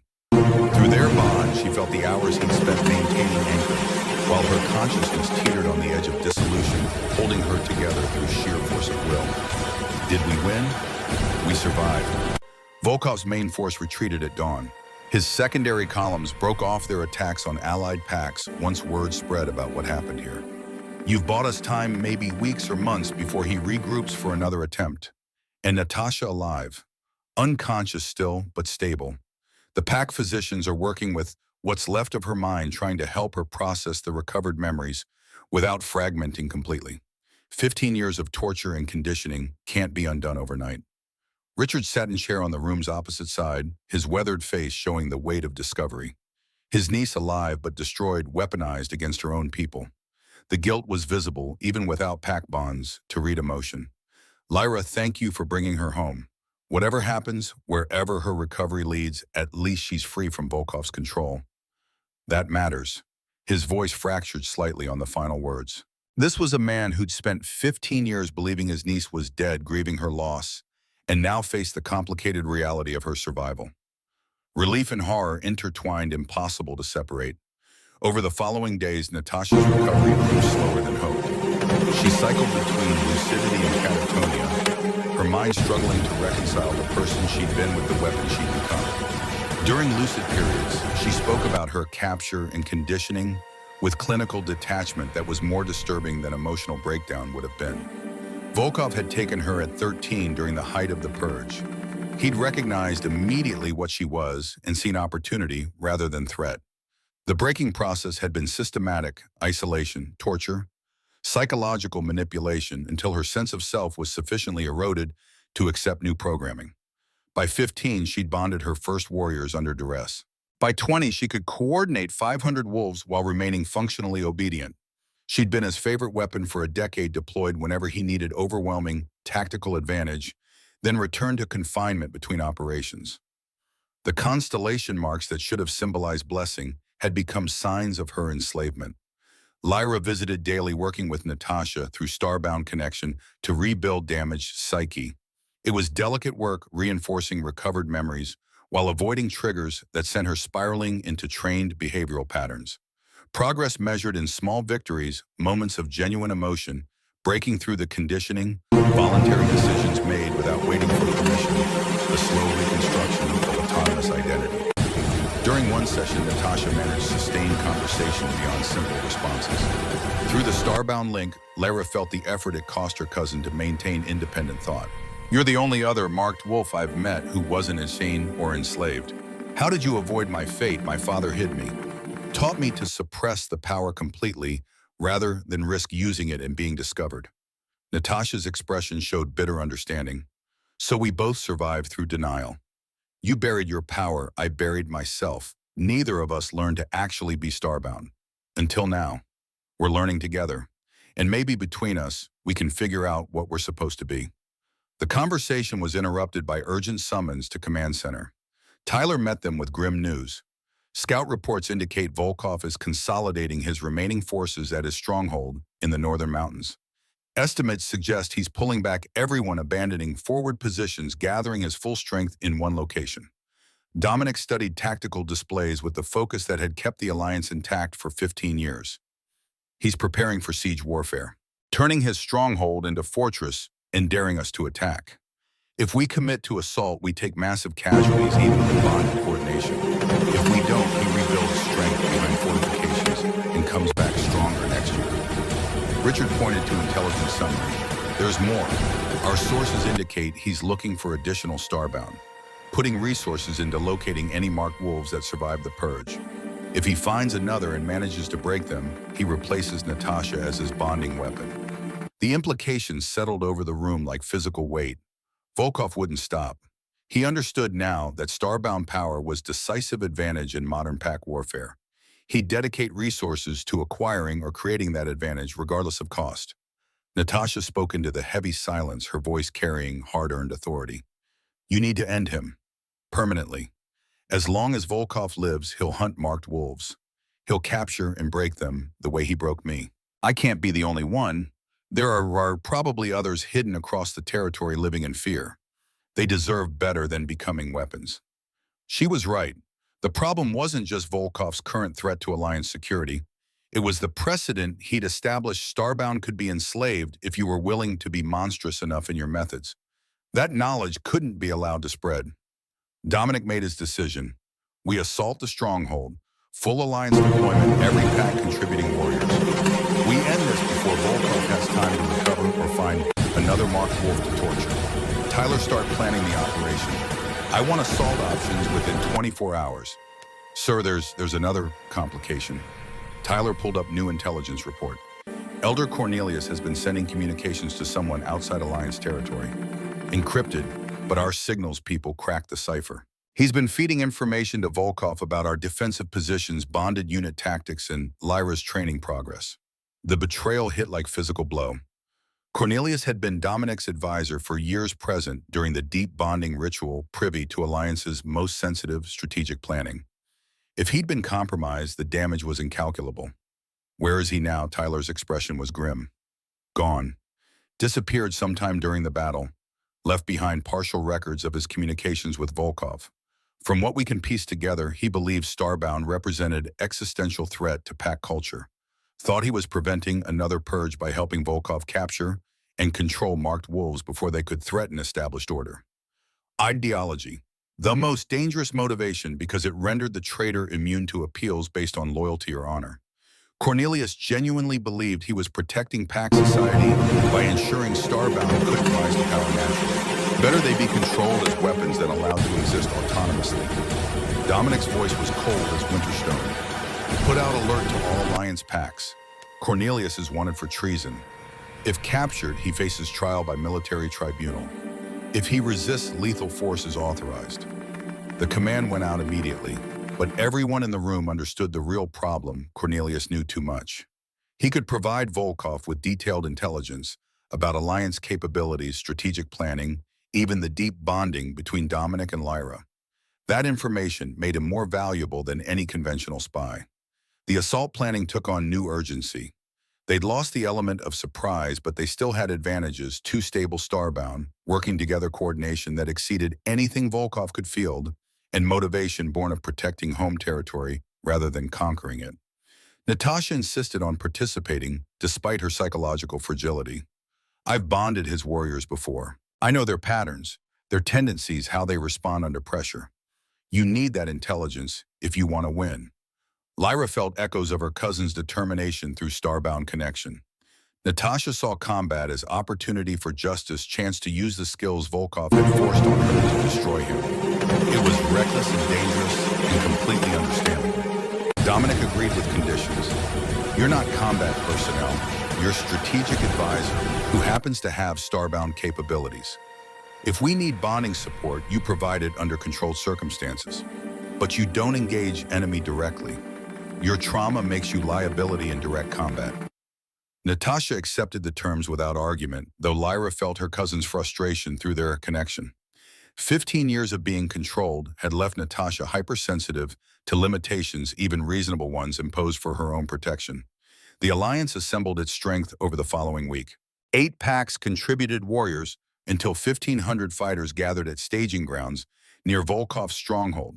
This represented nearly every able-bodied wolf in Alliance territory. If the assault failed, the defensive packs that had maintained regional peace for 2 decades would collapse completely. Final briefing took place the night before assault. Dominic stood before assembled commanders, the weight of command visible in his bearing. Tomorrow we end a threat that's plagued this region for too long. General Volkov has operated outside Alliance law for years, raiding our packs, enslaving our people, perverting Starbound gifts into weapons. This stops now. He outlined assault plan with brutal clarity, three-pronged attack using bonded units to coordinate complex tactical maneuvers, artillery support to breach fortifications, elite strike team to penetrate stronghold and eliminate Volkov personally. High casualties were expected. Victory was anything but guaranteed. But we have something Volkov doesn't understand. We fight to protect our families and preserve our way of life. He fights to dominate and control. History shows that defenders with just cause eventually prevail against tyranny. Tomorrow we prove that principle holds true. The speech was vintage, Dominic honest about costs while emphasizing purpose, acknowledging fear while reinforcing determination. Warriors departed the briefing ready to fight because they believed in the cause and trusted the leader calling them to battle. Lyra found Dominic afterward alone on the observation deck overlooking the staging grounds.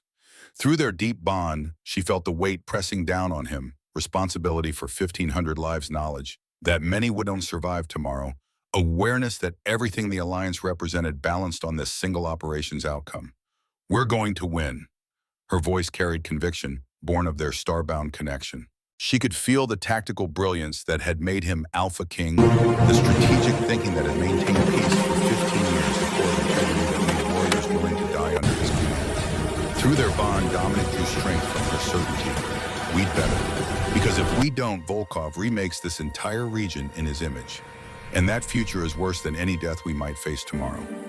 They stood together in silence, two people bound by mate connection and deeper obligation to protect something larger than themselves. Tomorrow would be brutal, but tonight they had each other and the fragile hope that maybe possibly justice could prevail against superior numbers. Dawn came cold and clear, perfect weather for warfare. Volkov's stronghold occupied a natural fortress carved from granite mountain faces, accessible only through narrow passes that negated numerical advantages. Ancient walls reinforced with modern materials created layered defenses designed to bleed attackers dry before they ever reached the inner compound. Intelligence estimated 2,000 warriors inside dug in and prepared for siege warfare. Dominic's 1,500 Alliance fighters approached in 3 columns, each led by bonded coordination units. Lyra maintained primary tactical network linking 500 wolves in the center column, while Natasha handled secondary network coordinating the eastern flank. The Western approach operated without starbound support, relying on traditional command structure and proven tactics. The plan was aggressive, bordering on reckless, simultaneous assault on all 3 access points to divide Volkov's defenders, followed by elite strike team penetrating through the chaos to eliminate enemy leadership. Kill Volkov and his coalition would fracture along the fault lines that had always existed between rogue packs united only by his iron authority. Simple in concept, brutal in execution. Artillery opened the engagement at dawn, heavy weapons positioned on overlooking ridges, pounding fortifications with precision fire. The bombardment wasn't meant to breach walls, merely to suppress defensive positions and create tactical confusion. Undercovering fire assault teams advanced through the killing zones Volkov had prepared. The first defensive line hit them like a wall of fangs and fury. Enemy warriors fought from prepared positions with overlapping fields of fire, turning the approaches into meat grinders. Alliance forces pushed forward through discipline and bonded coordination, each warrior knowing instinctively where support was needed, where gaps could be exploited, where sacrifice would serve tactical purpose.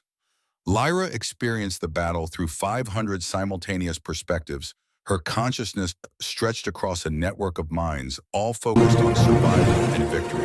The sensory overload would have destroyed her weeks ago, but constant training had built tolerance. Dominic's anchor held steady through their deep bond, his presence the bedrock foundation that prevented her from dissolving into the collective consciousness. Through her bonded network, she felt the first casualties, young warriors cut down by enemy fire. Their deaths registering as personal losses amplified across hundreds of connected minds.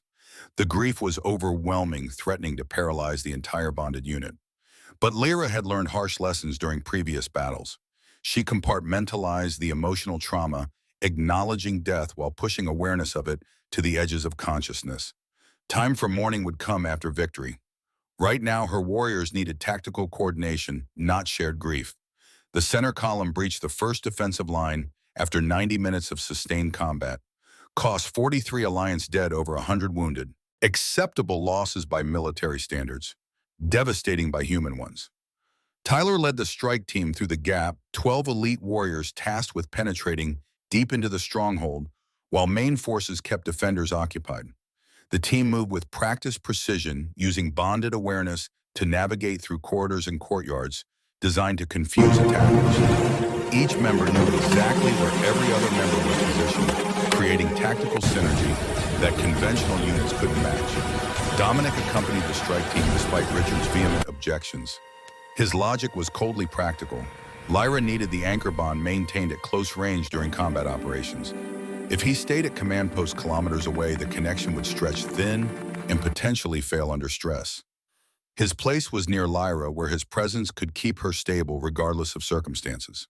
The deeper meaning went unspoken, but understood through their bond. He refused to ask her to risk everything while remaining safely distant. They were partners now, bound by choice and necessity. Whatever came, they would face together. The strike team reached the stronghold's inner sanctum after 2 hours of careful infiltration. The throne room occupied a vast chamber carved from living rock, natural stone columns supporting vaulted ceiling, decorated with conquered pack banners. Volkov waited there with 200 of his elite guard positioned in defensive formation that suggested he'd anticipated this exact scenario. The rogue general stood at the room's far end, a massive figure whose physical presence matched his reputation. Scars covered visible skin, testament to decades of warfare. His eyes held cold intelligence that had kept his coalition intact through sheer force of will and tactical brilliance. AlphaKing Thorn. I wondered when you'd arrive. Volkov's voice carried across the chamber with casual authority, as if discussing weather rather than the culmination of years of conflict. Dominic shifted to human form, accepting the tactical disadvantage of vulnerability to make his point clear. This ends today, Volkov. Your coalition is broken. Your operations are exposed. Surrender and face Alliance justice, or die here with your warriors. Justice, the word tasted like mockery in Volkov's mouth. You mean the justice that allows 8 packs to dominate regional politics, while everyone else scrapes survival from margins? The justice that killed every starbound who refused to serve your precious alliance. I've read the histories, AlphaKing. Your grandfather ordered the purge that murdered dozens of marked wolves whose only crime was existing outside your control. The accusation landed with uncomfortable accuracy. The purge had been brutal and indiscriminate, driven more by fear than genuine threat assessment. Dominic's family had participated, believing they were preventing catastrophe. But history was written by survivors, and nuance had been lost in the urgency of eliminating perceived danger. The purge was wrong. I won't defend it. But your solution, enslaving starbound and weaponizing them, is worse than the problem it claims to solve. Volkov laughed without humor. I didn't enslave anyone. I gave broken wolves purpose, direction, meaning. Natasha Blackwood was dying in a ditch when my scouts found her abandoned by her family during the purge. I saved her life and taught her to use her gifts productively. That she served my interests was simply practical application of available resources. The casual dismissal of 15 years of torture ignited rage that Lyra felt through every bonded connection. Around her, Tyler's strike team tensed for combat. Through the bond with Natasha handling the eastern column, she felt her cousin's fury matching her own. You broke a child and turned her into a weapon. That's not salvation. That's monstrous. Dominic's voice carried judgment that transcended personal conflict, speaking as AlphaKing responsible for protecting his people, rather than merely as warrior-facing enemy. Volkov shrugged. Monsters are defined by those with power to name them. If I'd won this war, history would call me liberator, who freed rogue packs from Alliance domination. But I'm losing, so I'm monster.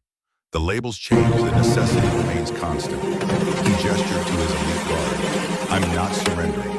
But I'm also not fool enough to think I can win at this point. So I offer you alternative trial by combat. You and me. Your champions against mine. Winner takes both starbound and control of all territories involved. Loser accepts defeat completely. The proposal violated every tactical principle Dominic had learned across decades of military service. Single combat to decide strategic outcomes was romantic fiction, not serious warfare. But Volkov's eyes held calculations suggesting this was more than bravado. He wanted something specific from this offer. Through their deep bond, Lyra felt Dominic analyzing angles. Volkov was buying time. The question was why. What advantage did delay provide? What was he preparing that required keeping Alliance forces engaged rather than simply fighting to mutual destruction? Before Dominic could respond, the floor beneath them exploded. Volkov had rigged the throne room with enough explosives to collapse the entire chamber. Not immediately, but on timer designed to give his forces time to evacuate while burying Alliance leadership under tons of stone. The initial blast was just trigger creating chaos that masked the systematic detonation of load-bearing pillars. The ceiling came down in sections, massive granite blocks falling with crushing force. Tyler's strike team scattered warriors diving for cover or shifting mid-leap to avoid falling debris. 3 didn't make it, crushed instantly under multi-ton stones. Dominic grabbed Lyra and threw both of them behind a natural pillar as the chamber disintegrated. Through the bond, she felt his certainty that they were about to die, felt his regret that his tactical decisions had led to this moment, felt his determination to shield her body with his own in their final seconds. But Natasha's voice cut through the chaos, transmitted directly through Starbound connection. "I'm extending the bond. Hold on." From her position with the eastern column, Natasha reached out with power she'd been carefully rebuilding over weeks of recovery. The bonded network expanded catastrophically fast, connecting every Alliance warrior within the stronghold, regardless of distance. 800 minds linked instantaneously, the psychic shock of sudden connection nearly killing Natasha from sheer overload. But the expanded bond created something unprecedented. 800 wolves moving with perfect coordination, responding to crisis through shared awareness rather than individual panic. Warriors trapped under rubble felt rescue efforts converging before they could call for help. Injured fighters received medical attention from pack healers who knew locations and severity of wounds through direct psychic feed. The entire Alliance force became a single organism dedicated to preserving as many lives as possible.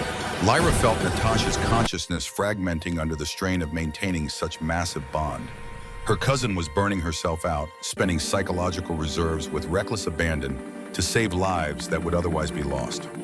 Through their starbound connection, Lyra could sense the cost, Natasha's sense of self eroding, as hundreds of other consciousnesses pressed against her fragile identity.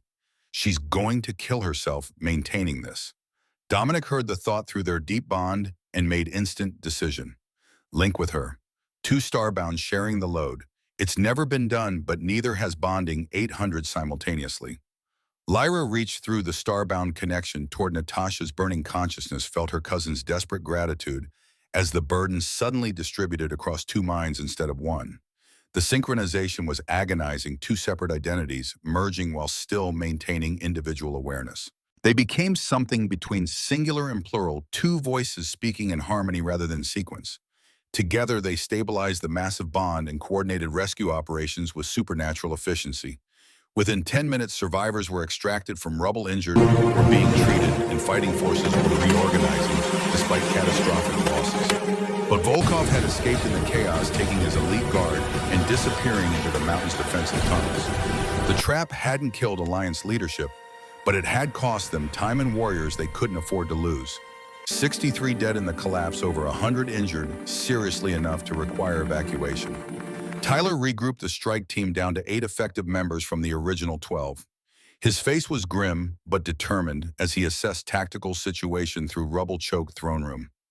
"Sir, we can't let Volkov escape. If he gets away, he rebuilds, and we fight this war again next year." Agreed. But the tunnel system is maze designed specifically to confuse pursuers. We need guide who knows the layout. Lyra and Natasha spoke simultaneously, their merged consciousness producing eerie harmony. "We know the layout. Natasha was held here for years. Her memories are our memories now. We can track him." The synchronization between starbound cousins was deepening with each passing moment, breaking down barriers between individual identities. Dominic felt it through the bond. Lyra and Natasha were merging, not through force, but through choice, 2 damaged souls finding completeness in union. What should have been horrifying, instead, felt right natural the way starbound power was meant to function. But it was irreversible. Once the merge completed, Lyra and Natasha would never be fully separate again. You understand what you're doing. Once you fully merge, you can't go back. You'll be 1 consciousness in 2 bodies. We know, and we choose this. 2 perspectives are better than 1. 2 sets of memories, 2 skill sets, 2 lifetimes of experience. This is what Starbound Power was always meant to be, connection that enhances rather than dominates. Their voices had started overlapping, completely speaking as single entity. Through the bond, Dominic felt the truth. They weren't losing themselves in merger, they were becoming something more than either had been alone. Stronger, more stable, anchored to each other in ways that external anchors couldn't match. He nodded acceptance. Lead the way. We end this now. The tunnel system stretched for kilometers through the mountain defensive passages carved over decades by wolves who understood asymmetric warfare. Volkov had fled with 30 warriors moving fast, but leaving trail that Lyra Natasha's enhanced senses tracked effortlessly. The merged starbound consciousness navigated by combining Natasha's memories of captivity with Lyra's tactical training, creating navigational certainty that bordered on precognitive. They found Volkov in a natural cavern, 3 kilometers into the mountain, a dead-end chamber where he'd turned to make final stand. His 30 warriors formed defensive perimeter, while the general himself stood calmly at center, as if defeat was exactly what he'd expected and planned for. AlphaKing, you're persistent, I'll grant you that. Volkov's voice held none of the earlier mockery, just tired acknowledgement of superior strategy. His coalition had fractured after news of the throne room collapse spread. Rogue packs were already negotiating separate surrenders with Alliance representatives, abandoning their general rather than dying for lost cause. It's over. Order your warriors to stand down. Dominic approached carefully, flanked by Tyler and the remaining strike team. Through the bond, Lyra Natasha maintained tactical awareness while also monitoring Volkov's remaining fighters for signs of desperate final assault. The general studied them with professional interest. The merged starbound. I'd heard rumors that 2 marked wolves working together could achieve synthesis, but I never believed it possible. They always went mad, first competing for dominance until one destroyed the other. How did you manage stability? By choosing partnership over power. We're not trying to dominate each other. We're completing each other. Lyra Natasha spoke with certainty, one of direct experience. The merger had eliminated the isolation. Both had suffered the fundamental loneliness of being unique. Together, they were whole in ways neither had been separately. Volkov nodded slowly. I almost admire that. I spent my life trying to control starbound power, never considering that control might be the problem. Perhaps if I'd approached it differently, if I'd tried building partnership instead of enforcing obedience, Natasha might have served willingly. She would never have served you willingly. You tortured her. The merged consciousness delivered judgment without anger, just statement of fact. Through Natasha's recovered memories, they knew exactly what Volkov had done, the systematic breaking of a child's will over years of calculated cruelty. I did what I believed was necessary, just as you're about to do what you believe necessary. Volkov gestured to his warriors and they stepped aside in coordinated movement. The general stood alone now, no shields between himself and Alliance justice. I won't surrender to trial, won't give you the satisfaction of formal execution. But I'll offer you something better, truth. There's conspiracy deeper than my coalition forces working across regional territories to eliminate or control all starbound. I was part of it once before I decided enslaving them was more practical than killing them. If you want to protect your marked wolves, you need to understand what you're facing. Dominic's tactical mind identified the manipulation immediately final play, from defeated enemy trying to sow doubt and discord. But the deep bond with Lyra and Natasha transmitted different assessment, partial truth wrapped in deception information, valuable enough to investigate, even from compromised source. Who's behind this conspiracy? Old families who survived the first starbound era. They remember when marked wolves ruled absolutely, when pack alphas were merely enforcers for starbound will. They'll do anything to prevent that history from repeating. Your alliance is built on those families' foundations, AlphaKing. Dig deep enough, and you'll find their influence everywhere. He pulled knife from his belt in smooth motion, not threatening, but purposeful. You wanted to end this war. Consider it ended. But remember, I wasn't the real enemy, just the visible one. Before anyone could react, Volkov drove the blade into his own throat. The wound was precise severed arteries, dropping him instantly. His warrior stood frozen, their leader dead by his own hand, rather than enemy action. Tyler moved to secure the body, while the remaining strike team disarmed Volkov's guard. The enemy warriors surrendered without resistance, their cause dying with their general. Through the bond, Lyra and Natasha felt their relief mixed with grief, warriors who followed strong leader into disaster, now facing consequences of loyalty to wrong cause. The return journey through the tunnels was somber. Victory had been achieved, but at brutal cost. Final casualty count would take days to compile, but preliminary estimates suggested over 200 Alliance dead, 300 wounded seriously enough to require extended medical care. Entire families had been shattered.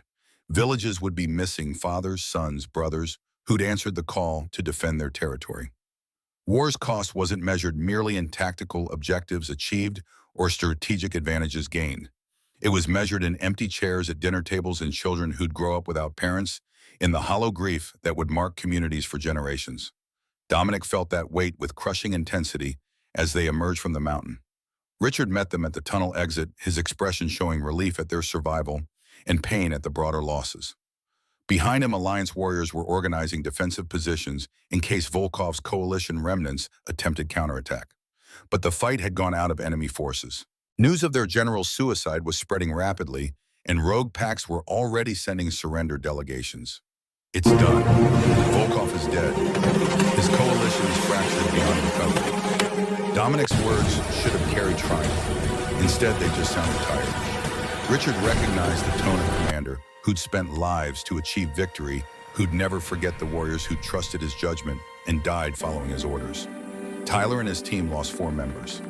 The eastern column took heavy casualties during their assault. The western approach succeeded, but at terrible cost. We won, but victory tastes like ashes. Richard's understanding came from shared experience. They'd both commanded in combat long enough to know that winning rarely felt like triumph. Mostly it felt like survival, purchased at prices that would haunt you forever. Gather the commanders. We need to organize occupation of the stronghold process prisoners and prepare formal surrender terms for the remaining rogue packs. Then we start bringing our people home. The work of victory stretched across the following weeks. Volkov's stronghold was systematically dismantled, its defensive positions demolished to prevent future warlords from using it as base.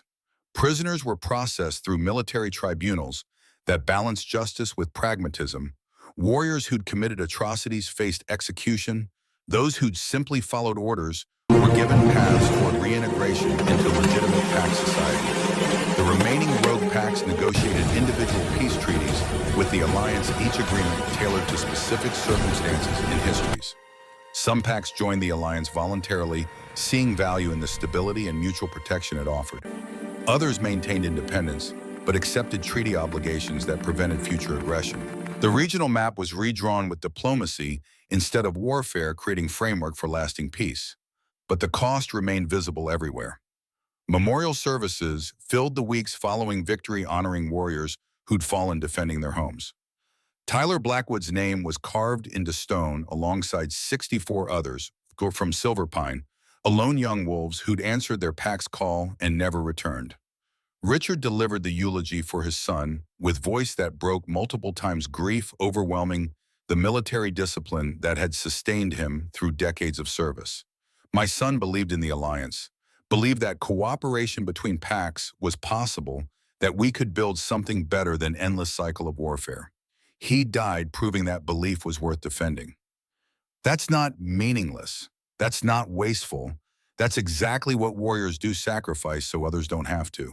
Lyra and Natasha attended every memorial service, their merged consciousness carrying guilt for each life spent protecting them. The starbound power they represented had been decisive advantage that turned numerical deficit into tactical superiority. But that advantage had cost lives of wolves who trusted them to use the power responsibly.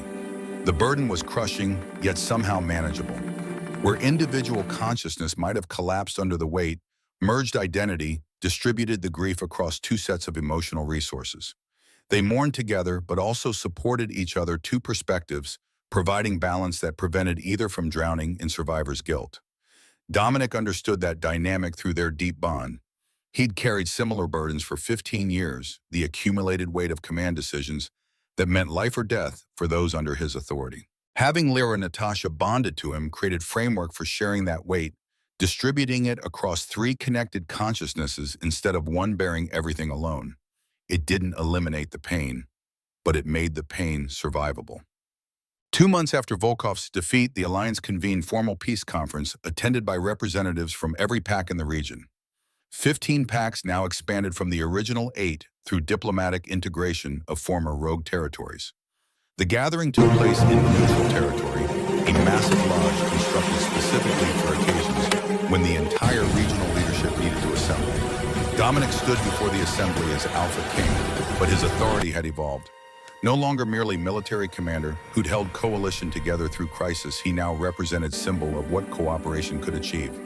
The victory over Volkov had proved that alliance principles worked even under extreme stress. We gather to formalize the peace we've won and establish framework for maintaining it. The war cost us dearly, over 300 alliance warriors dead, twice that number, wounded, entire communities scarred by loss. We owe it to those who sacrificed everything to ensure their deaths achieved lasting purpose. He outlined the proposed treaty structure, mutual defense obligations, trade agreements, dispute resolution mechanisms that didn't require warfare, and most controversially, protections for starbound wolves who might emerge in future generations. That final provision generated immediate debate. Elder Morrison from the Western Territories stood to voice concerns. AlphaKing, we respect what the starbound accomplished during the war. Their coordination saved countless lives.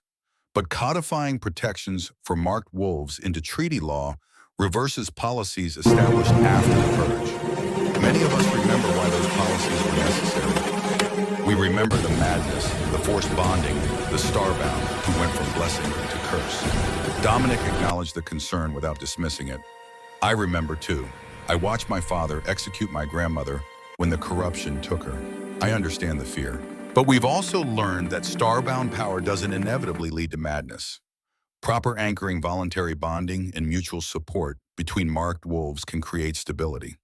He gestured to Lyra Natasha, who stood at the assembly's edge. Their merged presence had become familiar sight over the past weeks, though still unnerving to wolves unfamiliar with starbound capabilities. They've maintained perfect control for months, coordinating complex operations without showing signs of corruption. They've proved that marked wolves can be valuable members of pack society rather than threats requiring elimination. But can we guarantee future starbound will have similar support systems? Can we ensure they'll choose voluntary bonding over forced control?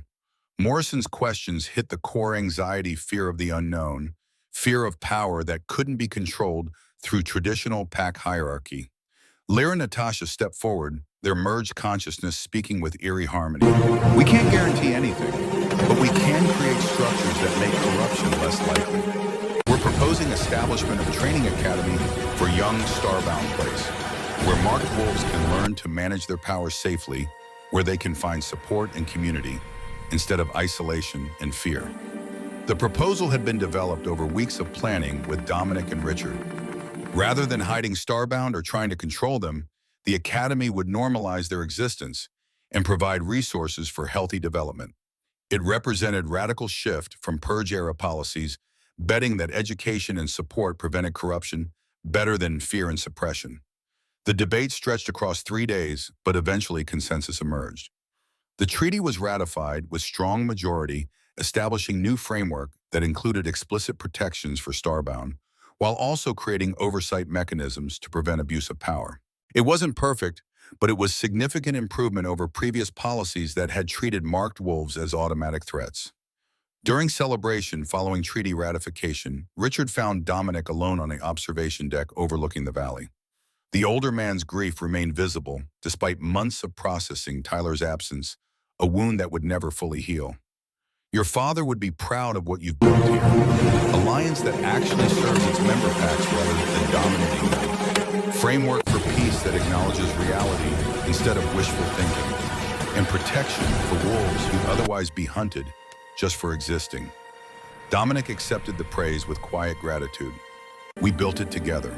The alliance was never one person's vision. It's collective achievement of everyone who believed cooperation was possible. Richard nodded but pressed his point. You made it real.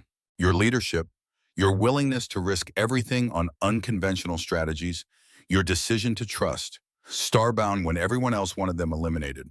Tyler died believing the alliance was worth defending. You've proved him right. The words settled into the space between them. Acknowledgement of sacrifice, invalidation of purpose. Tyler's death hadn't been meaningless. It had been part of larger transformation that was reshaping regional politics in ways that would echo for generations.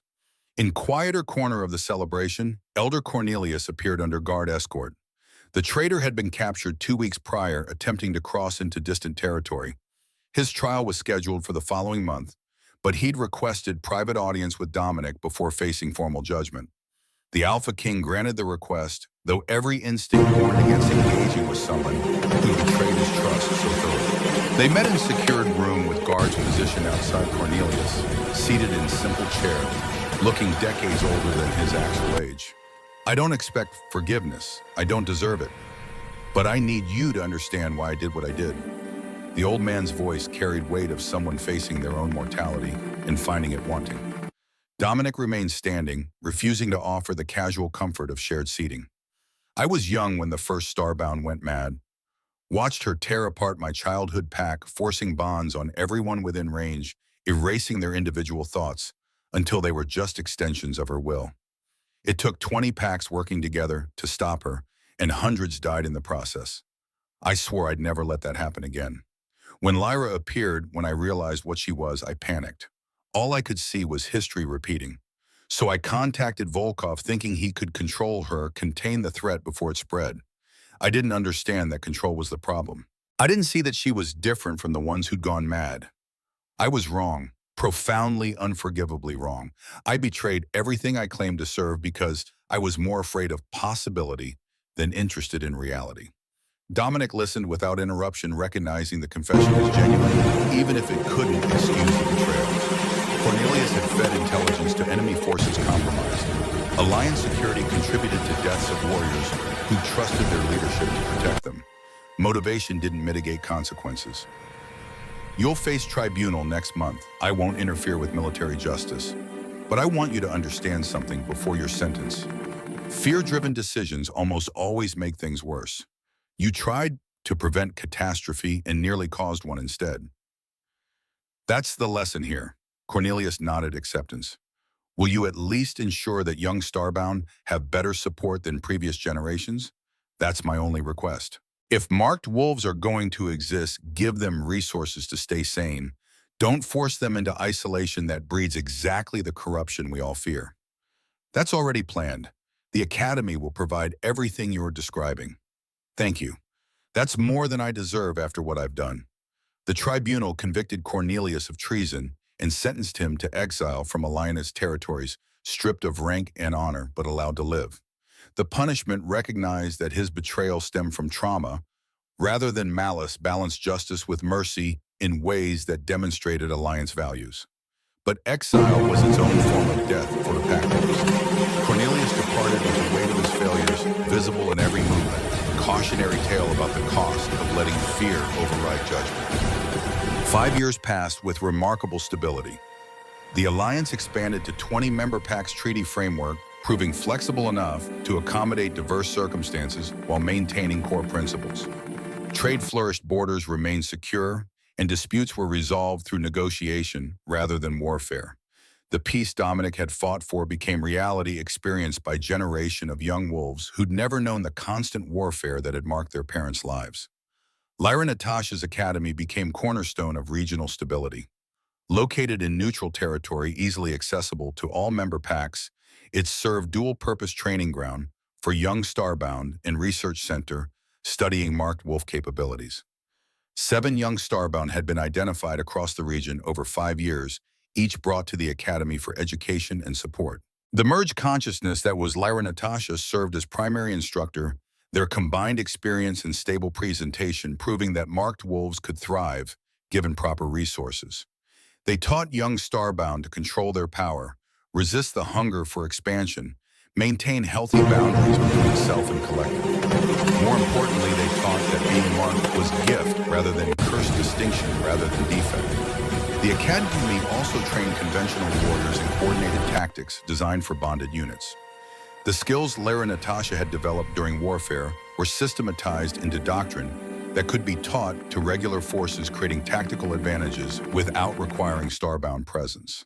The result was a new generation of warriors who understood both individual combat and collective coordination, flexible enough to adapt to changing circumstances. Dominic stepped back from day-to-day alliance administration after the third year, transitioning from active leadership to advisory role.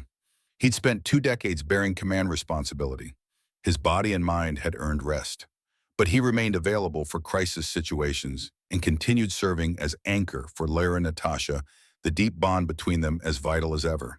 Their relationship had evolved into partnership that transcended traditional mate bonds.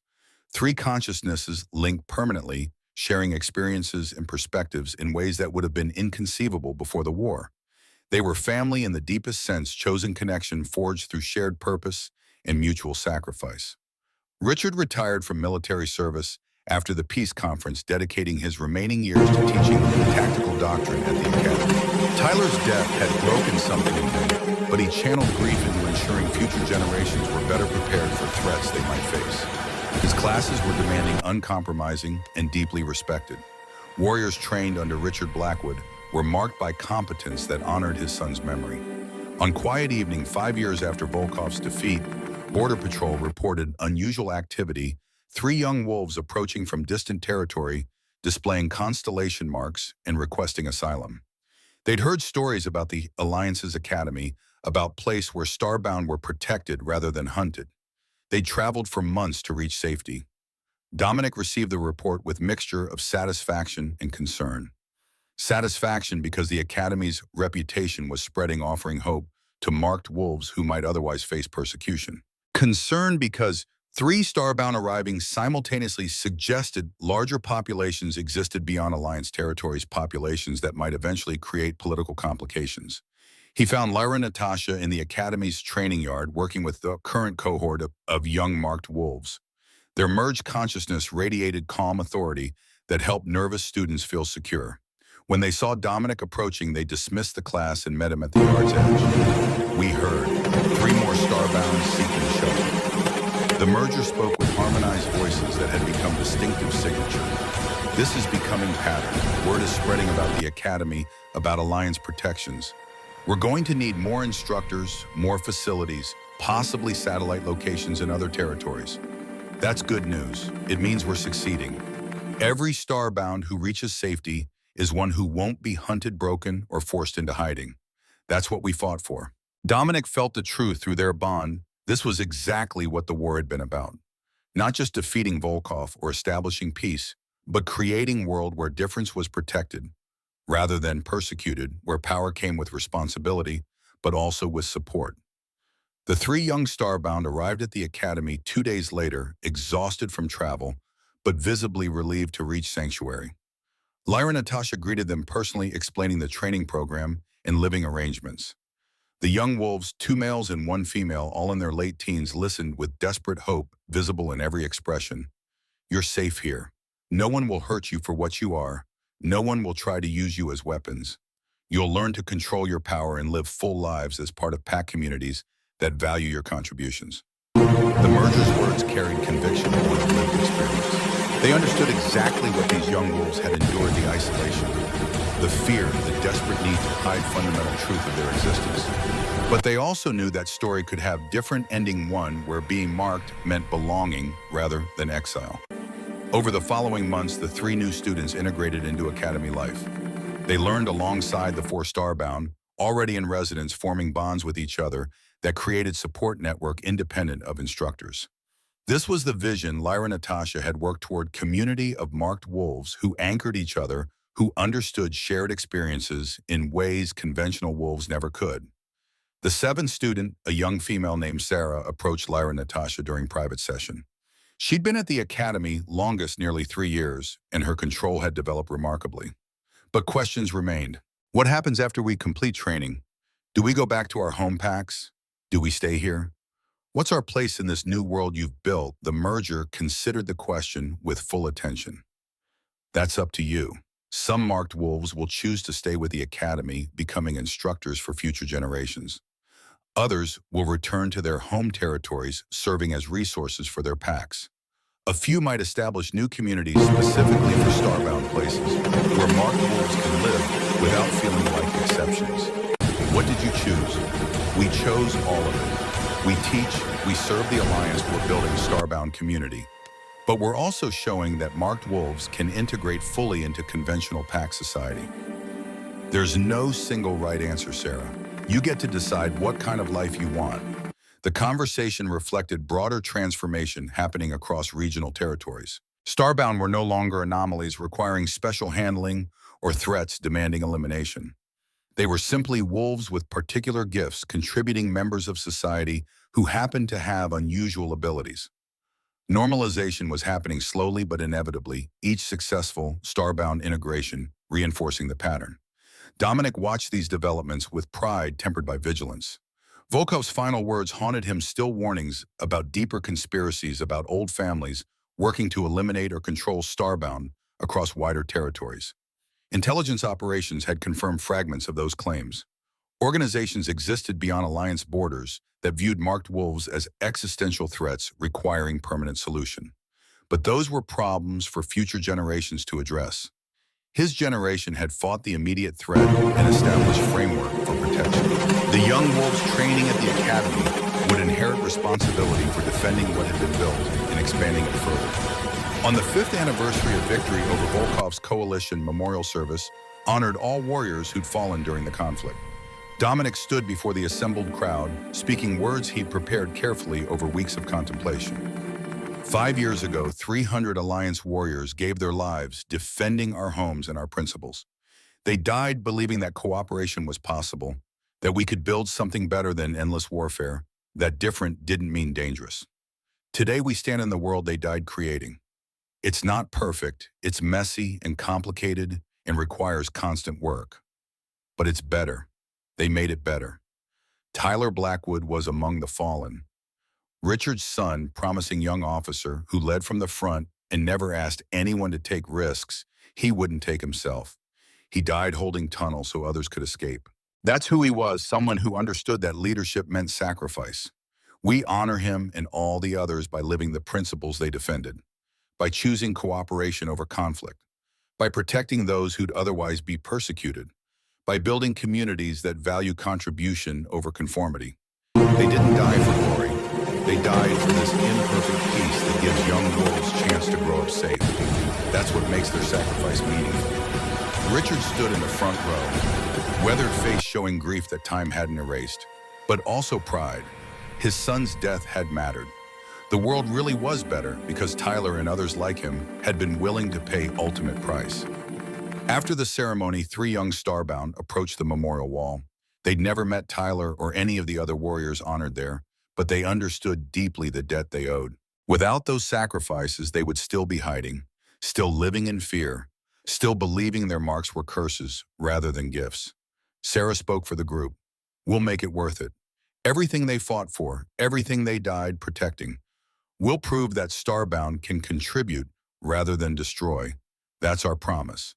Lyra Natasha watched the young wolves with satisfaction that transcended simple pride. They were witnessing the beginning of something unprecedented, generation of marked wolves growing up with support and community rather than isolation and fear. Whatever challenges lay ahead, these young starbound would face them together, anchored by bonds forged through shared identity and common purpose. Dominic joined them at the memorial, his presence through the deep bond providing constant reassurance. Together, they represented a transformation that had reshaped regional politics. AlphaKing merged starbound consciousness and young marked wolves learning to control their gifts. 3 generations connected by shared commitment to protecting something larger than themselves. As sunset painted the mountains gold and orange, Dominic spoke quietly. We changed the world. Not completely, not perfectly, but enough that young wolves like Sarah have chances we never had. That's legacy worth the cost. Lyra Natasha's merged voice carried harmonized agreement. They called me the last starbound, called us the last. They were wrong. We weren't the last of dying era. We were first of something new. An age where different meant exceptional, where marked meant chosen for purpose rather than cursed with burden. The words settled into truth that felt solid, permanent, something that would outlast any of them individually. The Academy would continue training marked wolves. The Alliance would continue protecting its members, New generations would inherit the peace that had been won through sacrifice and build upon it. Above them, stars emerged in darkening sky constellation patterns that matched the marks on starbound pelts. Natural order reasserting itself after years of fear and suppression. The marked wolves were home finally welcomed rather than hunted. Sarah and the other young starbound stood silently at the memorial wall constellation, marks glowing faintly in twilight. They represented the future marked wolves raised with confidence rather than shame, trained to contribute rather than hide, secure in knowledge that being different was gift rather than curse. The war was over. The peace had held, and the world they'd fought to create was becoming reality, one trained starbound at a time. Dominic felt bone-deep satisfaction through exhaustion that came from carrying leadership burden for too long. His work was complete. The Alliance would continue under new leadership.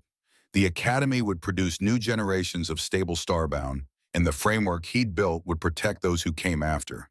He'd spent his entire adult life fighting wars or preparing for them. Now finally he could rest. The young wolves would carry forward from here, building on foundations that had cost so much to establish. Through the deep bond, Lyra and Natasha transmitted understanding and shared relief. They'd survived what should have killed them, transformed what should have destroyed them, created what should have been impossible. Two broken wolves merged into one consciousness, anchored by AlphaKing, who'd learned that control wasn't the answer to starbound power. Partnership was. Trust was. Building together rather than fighting alone. The sun set behind the mountain's darkness, claiming the valley. But lights began appearing in academy windows, young starbound returning from training sessions to evening routines. Tomorrow they'd train again, learning control and discipline and community. They'd never hide what they were. They'd never apologize for being marked. They'd simply live fully and completely blessed by Moon Goddess rather than cursed by her. That was the victory. That was what 300 warriors had died protecting. That was the legacy that would outlast everyone standing at the memorial. Different wasn't defective anymore. It was just different, and different was exactly what the world needed.